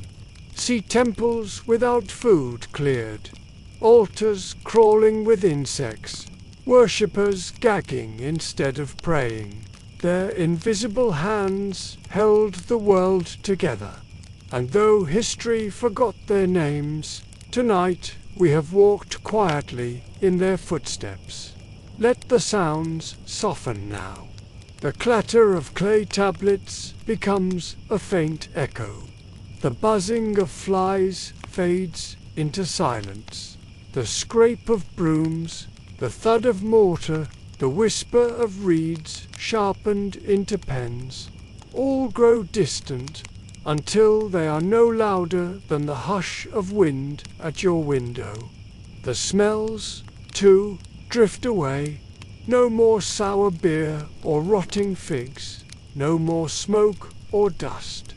Instead, breathe in clean air, cool and still, as though you've stepped outside under a night sky scattered with stars. The gods are silent, the nobles are gone, and the servants, too, finally lay down their burdens. Picture a quiet corner, a mat laid on the floor, a servant curled upon it. Their hands, raw from grinding, finally rest. Their knees, bruised from kneeling, stretch long, their eyes, stung by smoke and dust, close at last. In that moment, all the noise and filth of their day dissolves into stillness, and you, too, can let go. Let your shoulders sink. Let your breathing slow. The chores are done. The halls are quiet. The world will turn without you for a while. Drift into sleep, light as dust settling, steady as water poured, gentle as a reed swaying in the breeze.